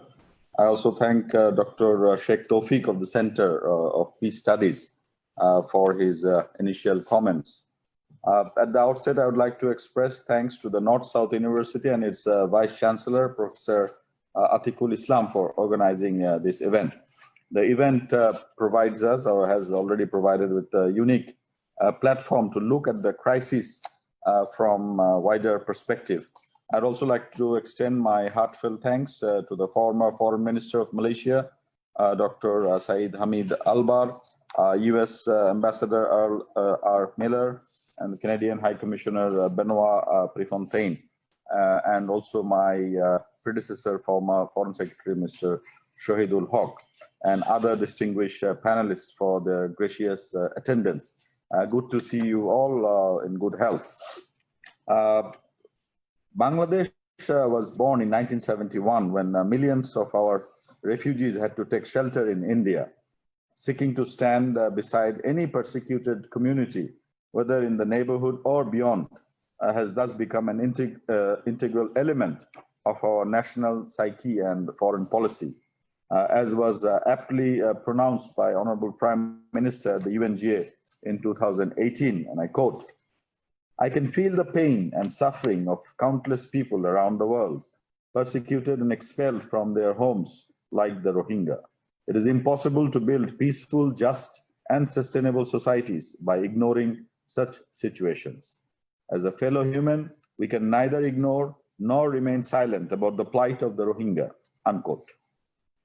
Rohingya crisis is a complete tale of marginalization of a community from all aspects: economic, cultural, social, and finally political. They are the victims of a culture of persecution from Myanmar, the country that maintained a culture of atrocities against them, to destroy them as a community. As such, solution to the crisis must be found in Rakhine and in Myanmar, as was also mentioned by several speakers today. In that sense, this is Myanmar's internal problem. The solution must therefore be sought inside Myanmar. They have taken refuge in Bangladesh to flee atrocities, and Bangladesh has opened its doors so that their lives are safe temporarily. But they must go back to their country of origin, as earlier exoduses in 1978 and 92-93 led to greater force of repression on their return. Bangladesh this time has been fully convinced of the need for creating necessary conditions for sustainable return so as to avoid similar episodes in future. As for atrocities committed on them and violation of globally recognized principles, this is for the international community to examine and redress. This accountability aspect of the Rohingya crisis does make it an international issue as well. Very important work is currently underway in ICC and ICJ to pursue accountability and justice. Bangladesh's approach to the Rohingya issue seeks to factor in all these dimensions with an undeniable fact that Myanmar is our neighbor, with which Bangladesh has always sought to maintain an engagement of interdependence, mutual benefit, and mutual respect. As a proof to such neighborliness, Bangladesh has always stayed away from Myanmar's internal difficulties and challenges. In the spirit of the foreign policy dictum of the father of the nation, Bangabandhu Sheikh Mujibur Rahman, and I quote, "Friendship to all, malice towards none." I must, however, be honest that Myanmar has generally failed to appreciate such a friendly approach and exhibited nonchalance to persistent overtures of friendship to develop sectoral cooperation and friendly people-to-people contacts. Bangladesh's overall approach to the Rohingya issue must be analyzed in this overall context. Bangladesh, from the very beginning, tried to find a peaceful solution to the Rohingya crisis through bilateral consultations. We engaged Myanmar early for sustainable repatriation in an environment of safety, security, and dignity. As such, bilaterally agreed framework arrangement and other instruments for repatriation are anchored in the restoration of normalcy, creation of basic conditions for lives and livelihood, as well as voluntariness. At Myanmar's insistence and the encouragement of a few other countries, Bangladesh tried repatriation twice. Failure of these efforts attests to the fact that Rohingya do not feel comfortable in the prevailing conditions, which do not make returnees convinced of the sincerity of the Myanmar authorities and also of the majority community, the Buddhists of Rakhine. Bangladesh expects friends of Myanmar and other countries in the region to convince Myanmar of the imperative to make material changes in Rakhine, security-wise, economically, and politically. Instead, many international interlocutors are found trying to appease Myanmar while heaping all their demands on the doorstep of Bangladesh, the second victim of the Rohingya crisis. We expect international partners to come forward to convince Myanmar to change course and to play their roles as agreed with Myanmar at paragraph 14 of the framework agreement. Conditions of the refugees in Bangladesh and efforts to keep them safe and productive is being carried out with the help of the international community. Bangladesh has been trying to improve the conditions of the camp dwellers to the maximum extent possible. The government has been cooperating and facilitating programs on health, water, sanitation and hygiene, WASH, shelter and site stabilization and management, food security and nutrition, etc. Our combined efforts have helped avoid collapses of hillsides or slopes, outbreak of epidemic and contained COVID pandemic. Testing capacity of 500 per day is much above our national average. Same is the case with quarantine, isolation facilities and home-based care. Establishment of 12 severe acute respiratory infection isolation and treatment centers, as well as allocation of over 300 beds, speak of our preparedness. As a result, there is only 6 deaths among the Rohingyas. While there are about 60 confirmed cases among them, the number is over 3,000 in the host community, almost half in number in total. There is no casualty in the last 1.5 months among the Rohingya refugees, while less than 40 are in isolation. Rohingyas constitute about 0.61% of Bangladesh population. Support of WHO, UNICEF and UNHCR and IOM has been particularly useful in this regard. At present, over 3,200 learning centers are in operation on a curriculum called Learning Competency Framework and Approach. Based on demands for further education for children and youth, we have decided to ensure access of Rohingya children according to Myanmar curriculum. Rohingyas have been demanding secondary level education in the camps in Myanmar curriculum with a graded system and certification process for easy reintegration into Myanmar schools after their repatriation. The Myanmar curricular pilot has thus been adopted under the Joint Response Plan. We hope to see its operationalization soon at the middle school, grades 6 to 9 level. We expect that the UN agencies would soon develop skill development programs for the Rohingya youth and locals in consultation with our authorities. There could be other kinds of improvements of short-term amenities and facilities if we have adequate support from the international partners. However, I must clarify here that we would certainly not prefer investments which will directly or indirectly prolong the refugee situation and create greater and newer pull factors for remaining Rohingyas inside Rakhine. Bangladesh government rejects any notion of local integration. We would expect interested partners to talk to Myanmar government and make such long-term investments on health, education, livelihood, connectivity for Rohingyas in northern Rakhine. So far, we discern no such efforts for the remaining Rohingyas inside Rakhine. Let me mention some of the risk factors that is coming to our knowledge. The Rohingya influx has triggered a demographic imbalance in Cox's Bazar. The total number of local population in Okhia and Teknaf is about 570,000, whereas the temporary sheltered Rohingya is the double of host communities. Bangladesh has sacrificed over 6,800 acres of forest land to host the displaced Rohingya from Myanmar. That area suffered a huge loss of biodiversity and wildlife already. Deforestation in the hilly areas increased the risk of landslides, raised the threats of flash floods, and intensified the likelihood of damages from cyclones. Agricultural production in Cox's Bazar has been affected, and most of the cultivable lands there are being used for shelters, operational activities, and infrastructures of the UN agencies and other partners. The shortage of agricultural land has eventually created an enormous pressure on local agriculture as well as on food supply chain there. The massive increase of daily demand of fresh water for drinking, irrigation, and manufacturing works, and thus excessive dependence on the groundwater, has developed a threat of water contamination and scarcity in Cox's Bazar region. Health and sanitation have become a concern in the camps due to fecal contamination in surface and groundwater reservoirs. Waterborne diseases have thus become a major threat for the host communities nearby the camps. Internet is another problem we have seen. We never see that it is the only means of authentic instant community messaging. We have many examples of inappropriate usage of social media. Baseless rumors and misinformation can create panic and destabilize the camps.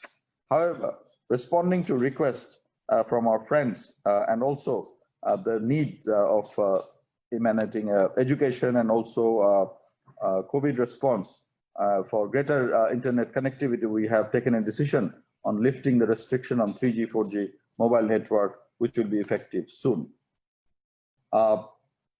Involvement of Rohingyas in various crimes, human trafficking, drug murder, abduction for ransom, sex trade, rape, thefts, and robbery are higher than the host communities. Radicalization of youth cannot be ruled out altogether in a situation of despair and hopelessness.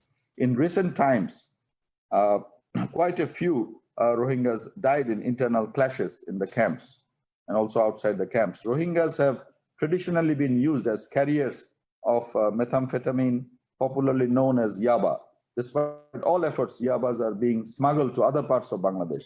Criminal activities tended to increase in the nighttime, and these insecurities are spreading beyond the camps. As such, Bangladesh had no option but to consider erection of barbed wire security fence around the camps to curb criminal activities in the area. These are not for their isolation, but for the good and security of locals. It must be mentioned here that access to humanitarian actors will remain unhindered. Now, to de-risk all these factors and to reduce them, Bangladesh has invested hundreds of millions of dollars on infrastructural development of the island of Bhasanchar to accommodate a maximum of 100,000 persons. It has provisions for 120 clusters. Each cluster can house 768 persons in 12 houses. A total of 1,440 houses and 120 shelter stations have been built. We have undertaken efforts to make the island ready for habitation. Let me highlight a few. Arranged adequate health, sanitary facility and vaccination with referral system for complicated health conditions, created temporary works and livelihood options, like in salt-tolerant paddy, horticulture, fisheries, poultry and animal husbandry, arranged primary, non-formal and formal education which can be extended to secondary education, vocational education and skill development facilities may be established in due course. 306 Rohingyas rescued in the Bay of Bengal and sheltered in the island are doing well. We will soon conduct a go-and-see visit for relatives of sheltered Rohingyas and other representatives. If they find the place better than the cramped camps in Cox's Bazar, we expect to commence initial transfer of Rohingyas there after the monsoon season. UN teams are also expected to visit Bhasanchar and prepare UN systems assistance response. We may also arrange visit of human rights groups and select media groups to appreciate the facilities created.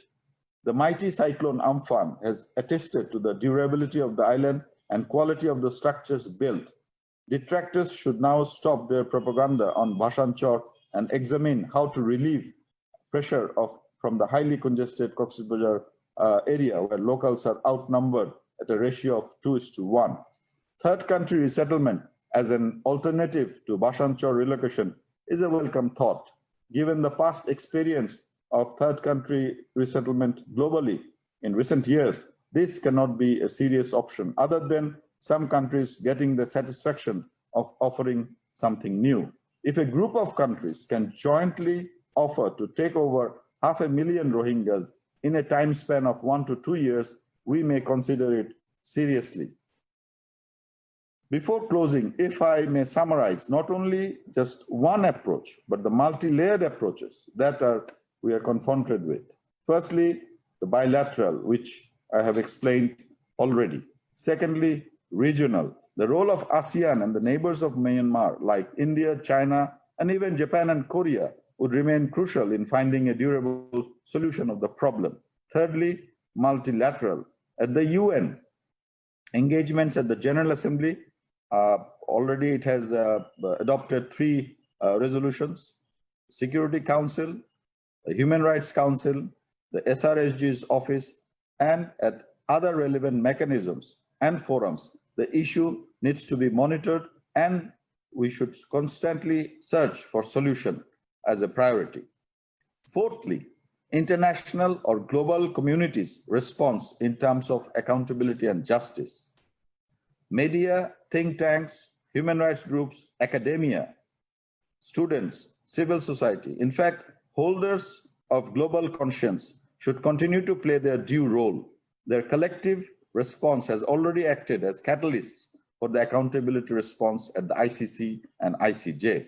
We will continue to seek the urgent attention to carry forward the work, which will also work as a confidence-building measure for the Rohingyas in the context of their return. We are now faced with a strategy on part of Myanmar authorities to do nothing to restore normalcy in Rakhine, but to create difficulty for prospective returnees. And finally, to do whatever needed to frustrate efforts to repatriation. With the recent clearance operations by Tatmadaw against the Arakan army in Rakhine and the elections in November, we have actually hit an impasse in terms of repatriation process. Given the enormity of challenges associated with the long-term stay on foreign soils, I'd rather demand the international community to refocus on the creation of basic services, safety and security, and options for livelihoods for the returnees. They should make sincere and greater efforts to secure conditions for the Rohingyas to return to Myanmar and reintegrate into Myanmar society with a clear pathway to their citizenship. As we mark 3 years of forcible displacement of majority of Rohingya from their places of origin, these should be our pledge to the community that was subjected to well-planned machinations to destroy their identity. Thank you. Okay, thank you very much, Ambassador Masud bin Momen. And thanks for providing us some clear ideas about the approach of Bangladesh towards hosting Rohingyas and the type of supports Bangladesh government has provided them. With that, we are end with the presentations, and now it's time for the question answer sessions. I can see that there are quite a good number of questions asked by the audience, and I'd like to read the questions from the screen for the respective panelists, and if you would like to address that. Before that, I just would like to big apology to respected audience, because considering the time constraints, we may not be able to address all the questions because we wanted to stay on time and to stay on the topic. So please excuse me.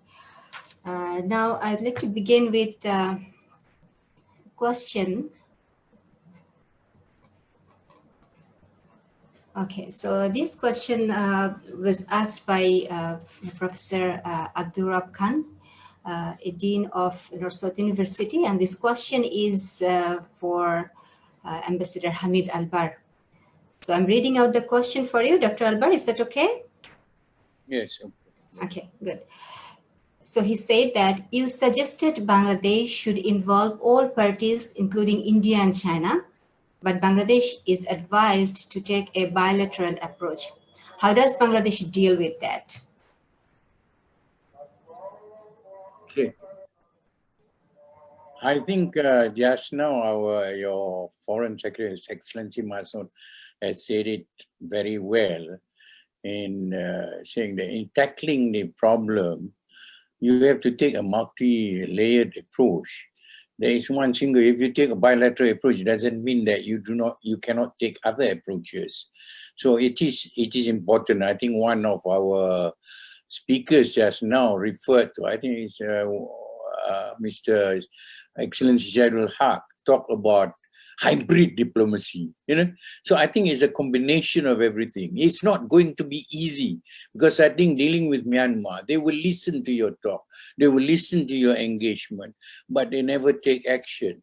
I think there is some, that's why I believe that. The question is a very good question. I think because the solution is in Bangladesh and Myanmar.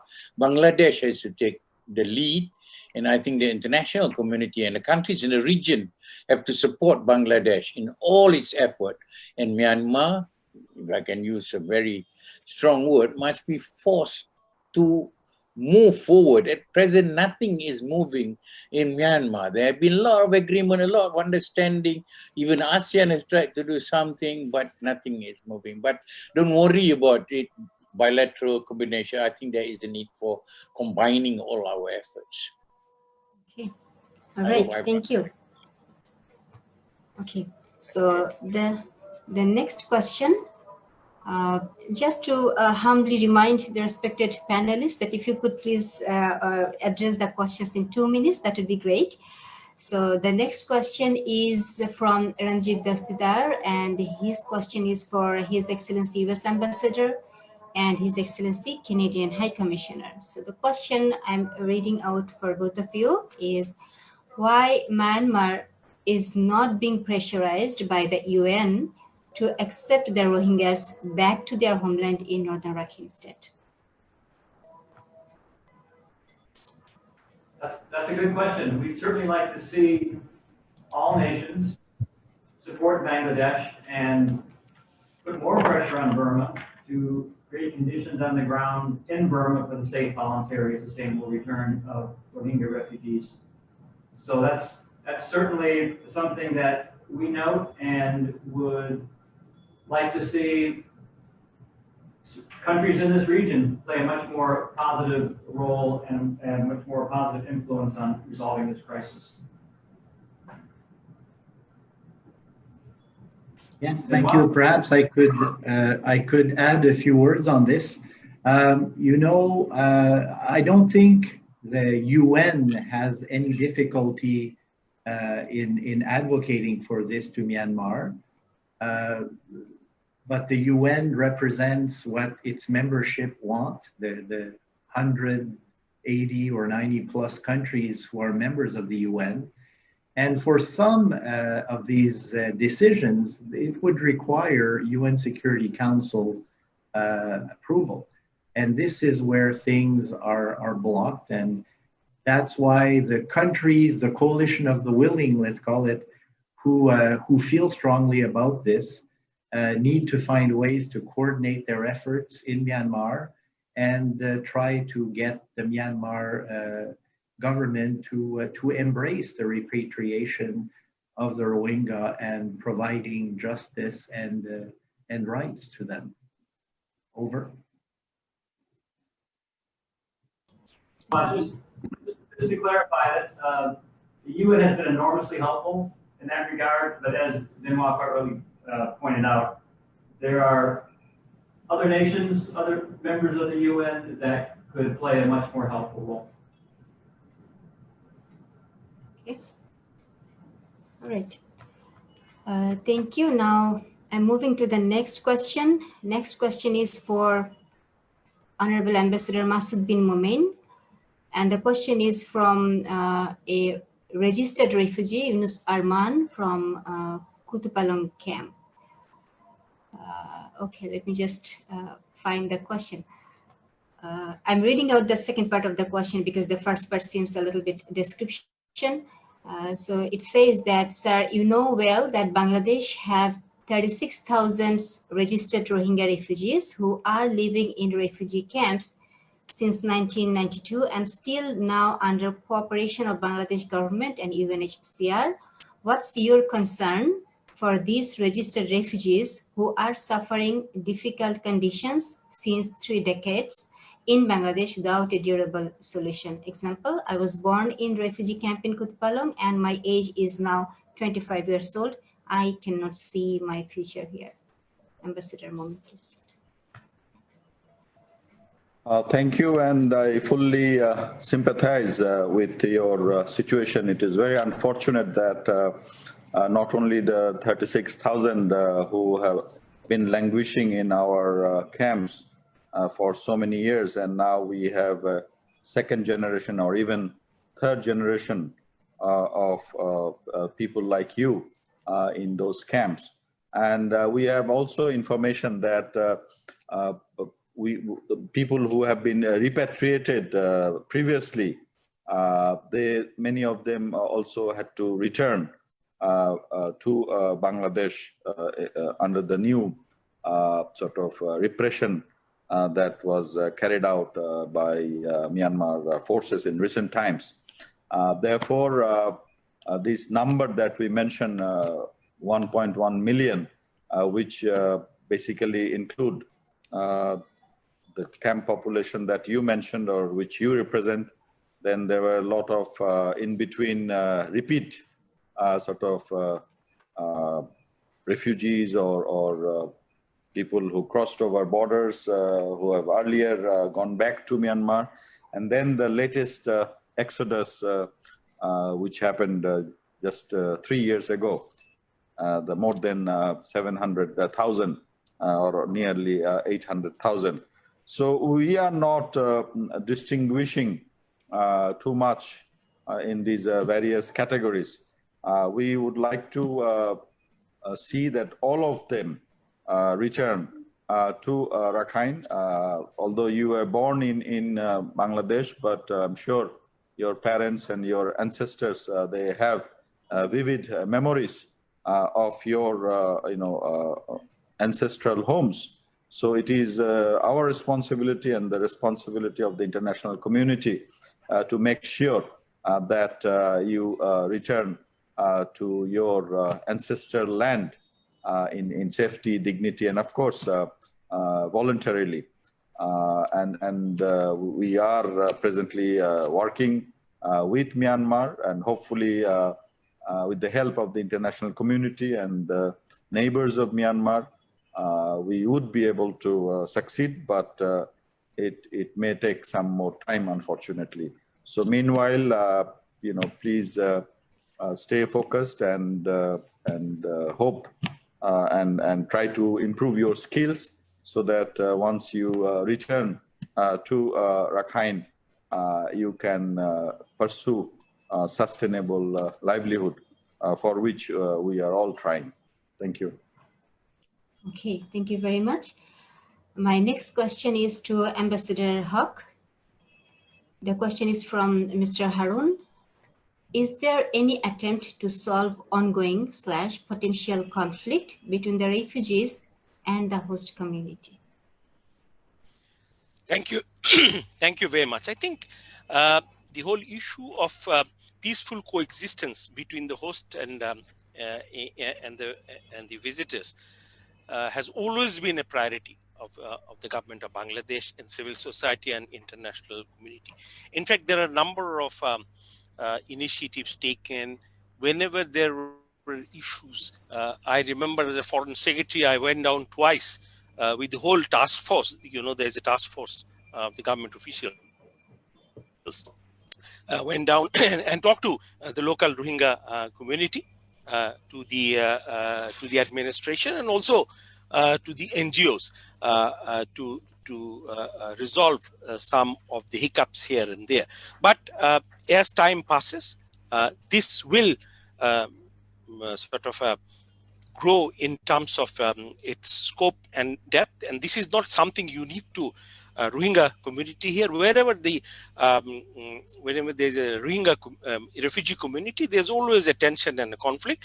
It is the responsibility of the host government, the host community, and the international community to make sure it doesn't go out of control, because that can again bring in instability. And often we have seen and learned. I was privy to some of the reports where Myanmar authorities have paid people, instigated people, provided with things, quote unquote, to create these kinds of instability, to strengthen their hypothesis that the people who crossed over, they are all actually unruly terrorists. So that's the other dimension of the whole debate. So our objective should continue to remain towards creating a stable and a peaceful coexistence between the two communities. In fact, the North-South University has recently made proposals to create a platform between these three communities and find out a more structured sort of a conflict resolution mechanisms. I hope one of these, we need a little bit of resources in addition to our own resources. I hope the embassy people who are listening, they will see how important this is for future hosting of the Rohingyas in Bangladesh, and also in terms of a greater issue of peace and stability of the region. Thank you. Okay, thank you very much. Another question for His Excellency Benoit Fontaine, Canadian High Commissioner to Bangladesh, and former Foreign Minister of Malaysia, Dr. Albar. So this question is from Rahima Akhtar, a refugee youth. So the question says, sir, I'm a female and I was born here in Bangladesh, and we have been here for 3 decades and we are registered refugees, but why we are not getting our formal education facility? So we would like to ask for quotation, formal education and urgent durable solution for registered refugees wherever possible. Quotation ends.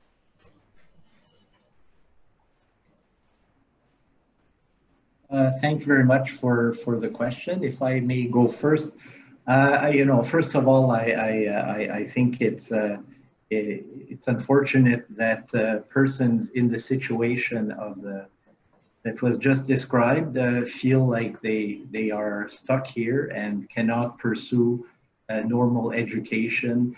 And this is something that I think several countries, not just Canada, would like to find a formula that allows not only the refugees to obtain education, but go on to advanced studies. The Rohingya community needs leaders with high education skills, perhaps even international studies. So this is something we would love to work on and try to find solutions for.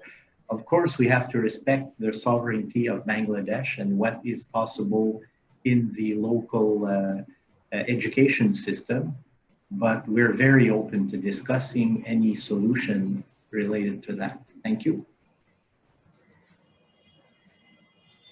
Dr. Albar, would you like to add anything to that? I think the problem that just mentioned by Rahima is not peculiar to Bangladesh. I think with all the big numbers that Bangladesh has, it has done quite well. It still is considered insufficient, but it is all in all the countries. They have got refugee community. So there has to be a coordinated effort between various countries that have refugees, and how to have a refugee education policy, and how is it going to be funded. So I can quite understand and sympathize with it. Even in the case of Malaysia, we sometimes work with UNHCR in order to establish education center.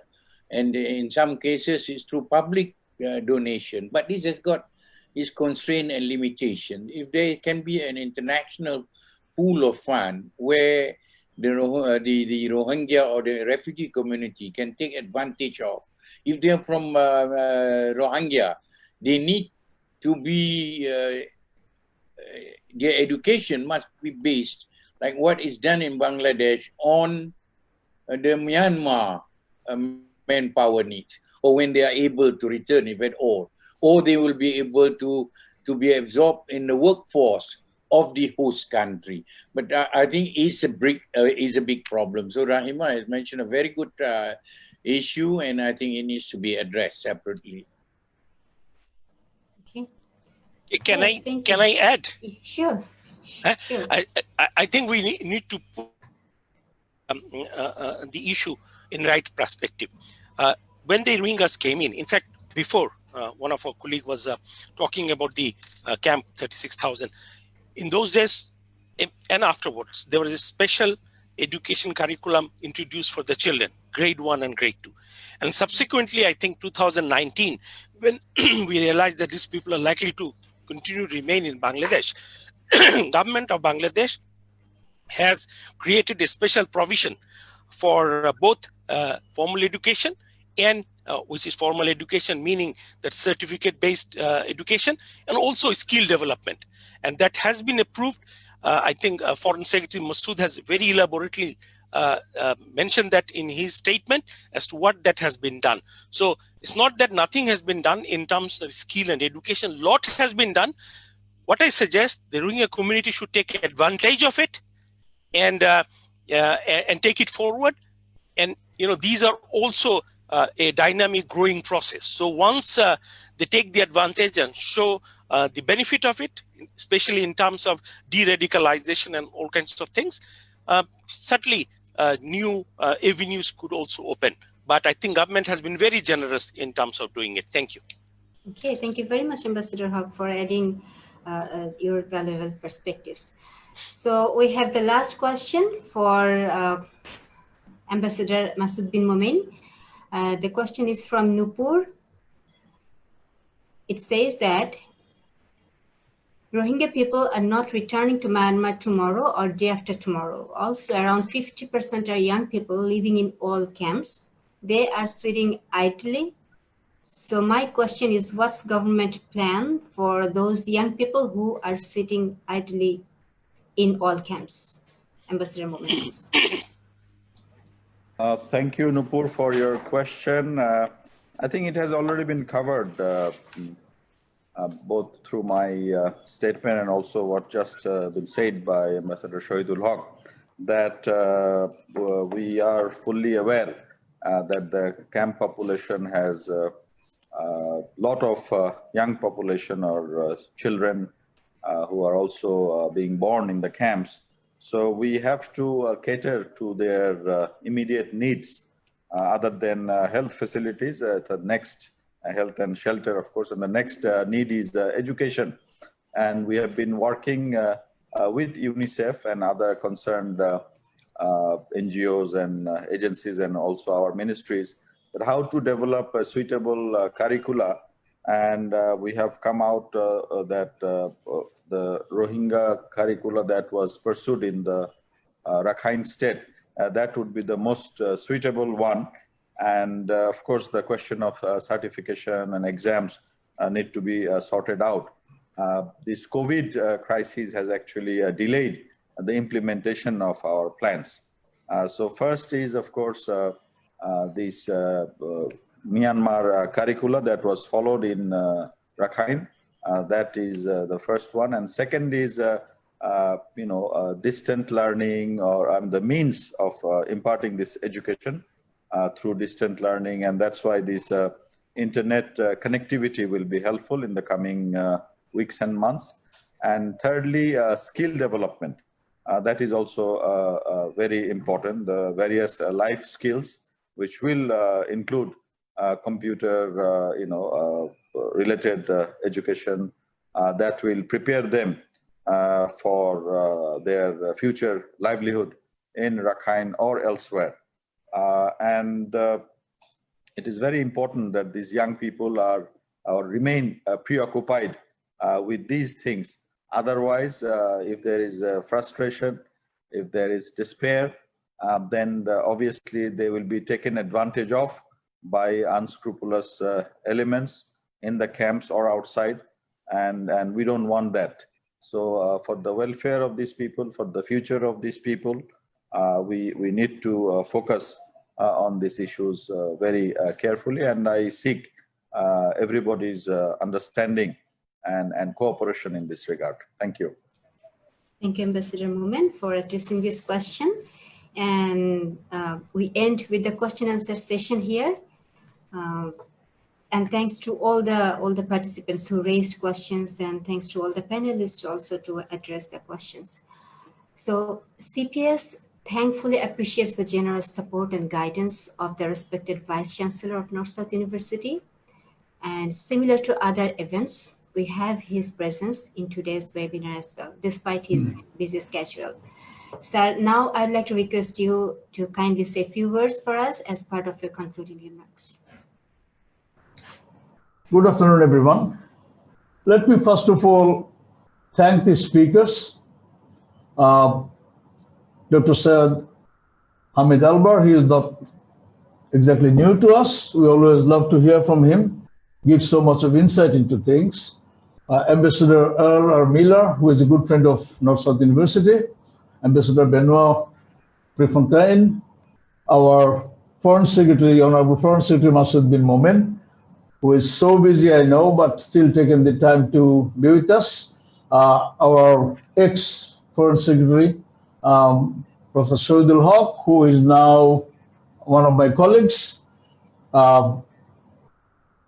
Let me thank you from the core of my heart for the wonderful contributions you have made here and the way you have given us insight into the Rohingya crisis, its national, local, and international dimensions. Let me also thank the High Commission of Canada for generously supporting us in holding this particular function. And when I'm on the matter of thanking, let me also thank Professor Sheikh Tawfiq for organizing this whole thing. I think it's the third in the series. And I must say, Ishta Sultan has done an excellent job in comparing this program. Should I say anything about the issues? No. Professor Albar gave us a very important point, which is that the ASEAN, which could potentially be such a strong player, is to some extent bound by its own internal rules that you cannot criticize another member state. It's more like a thing which you have some serious discussion about policies, but by and large you stick together as a group so that no one else can enter in that clump somehow. Anyway, he also mentioned this multi-layered approach that's needed: bilateral, regional, bring OIC, United Nations, which is fantastic. Ambassador Earl Miller, you have been a good friend of Bangladesh in relation to this issue, and you have been, your country has been taking a very strong stand on this. We are all grateful to you for that. And today also, you mentioned very briefly the crux of the problem and what are the ways you could go about it. And another thing that came out very clearly is that in the United Nations, when you go to the Security Council, there seems to be a real problem there. We all know about that. His Excellency Benoit Prefontaine, he is very knowledgeable on this whole thing and must have given lots of thought. I particularly like the considerable amount of emotion that he has shown this issue. His emphasis on mitigating the risk of radicalization, his emphasis on the need for educating the refugees, and for Bangladesh to hold the moral high ground, I thought was excellent points for us. Ambassador Shahidul Haq is always very incisive and goes into the crux of the matters. He doesn't have any fluffy things about his presentation that I have observed so far. The fact that he's saying, look, we have tried everything in the Burmese government, right? He gives us a rare insight into the Burmese psychological makeup, their psychosis, that we must know if we were to deal with them, whether nationally or internationally. So, and our Honorable Foreign Secretary gave us a good rundown of what we have done, what we have been doing, and the way ahead. North-South University is a university that wants to distinguish itself through engagement. We want to be engaged with the government, with the professions, with industry, with the local community, with the international community. We want to be the place where people can express their ideas, really tout their ideas, propagate with freedom whatever they want to, as long as it makes sense to people, and some people subscribe to those. North-South University takes pride in emphasizing applied research, research that has an end user impact, research that gets sort of the research that provides input into policymaking or informs policymaking. So the discussion that we had today, there are so many very important, interesting points that came out, instructive things that have come out, that we believe that these will inform government policymaking, and these will also, through the press, shape people's mind nationally, internationally. So I thank you all for giving your time, giving the thoughts, and enlightening us. Thank you so much, and hope to see you again at North-South on some other important issues. Thank you. Thank you, sir. And with that, we are almost at the end of the webinar today.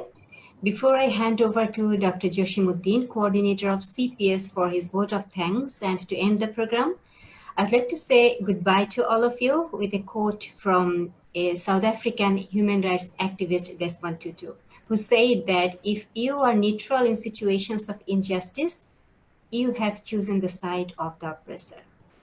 Bangladesh stood beside the Rohingya instead of being neutral. Today's webinar was the little step taken by CPS that indicates that we do not remain neutral during the injustice of forced displacement, refugees, and statelessness experienced by the Rohingya. And from our own positions, we would like to continue on this journey with all of you. Thank you very much, everyone. I wish you a wonderful rest of the day. Over to Dr. Joshim. Thank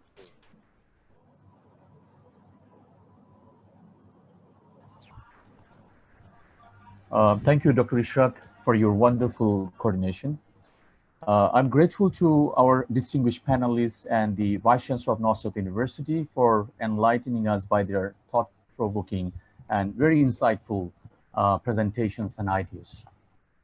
I'm also grateful to the audience for enriching the webinar by their comments, questions, suggestions, and providing food for thoughts. We all know that 25th August 2017 was a black day in the history of the world. It was so painful to observe such inhumanity, cruelty, genocide against a small ethnic minority, despite having the Universal Declaration of Human Rights 1948 and the responsibility to protect R2P, two very important international diplomatic tools. So naturally, question comes, what are the use of these very important instruments? For a sustainable solution to this Rohingya crisis, a safe and dignified repatriation of Rohingya is a precondition, it is must. But we all know that Rohingyas are reluctant to go back to their homeland unless the safety and security is ensured. So are the voice of Rohingya and their legitimate concerns reflected in the bilateral agreement signed in 2017? Ultimately, question comes. We need to take into account their voice through formal or informal dialogues. So in my opinion, of course, in a context when the multilateral diplomacy failed to stop genocide and exodus, Bangladesh had to sign the agreement. But it is the demand of the time to negotiate further.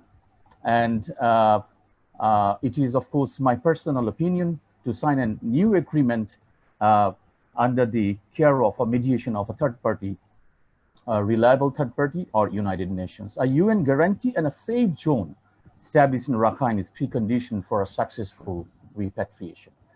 ASEAN needs to play a very crucial role.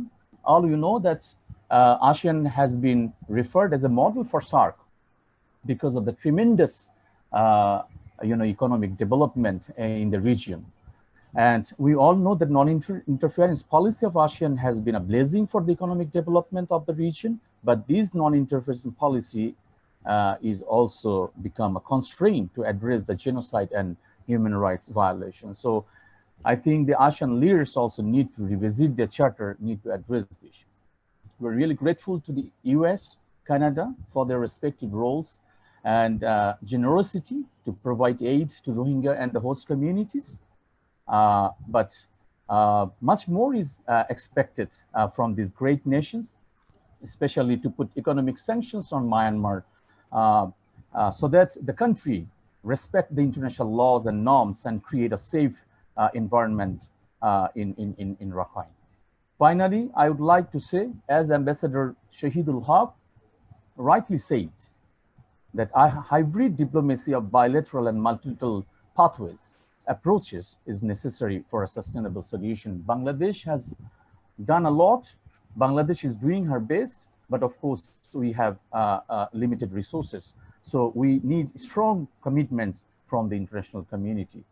Let me share very briefly one of my experience in doing my research on Rohingya repatriation. I met an old Rohingya in 2013, who spent almost 30 years in the makeshift camps in Teknaf, who cried and said, I quote, "I want to go back to my motherland and die there." He then again said, quote, "It is our dream that our children will go back to their homeland and live there with dignity." So we should all try to develop humanity and support this ill-fated ethnic minority. On behalf of the Center of Peace Studies, I would like to thank everyone for joining today's webinar. We will publish policy briefs based on the different themes and perspectives presented here. And for your kind information, we are going to organize another webinar on the UN in times of people's needs, reinvigorating human security on 17 September 2020. Many distinguished scholar panelists from home and abroad will join. So you all are invited. You will send invitation to all of you. Thank you very much, everyone, for your contribution. Thank you.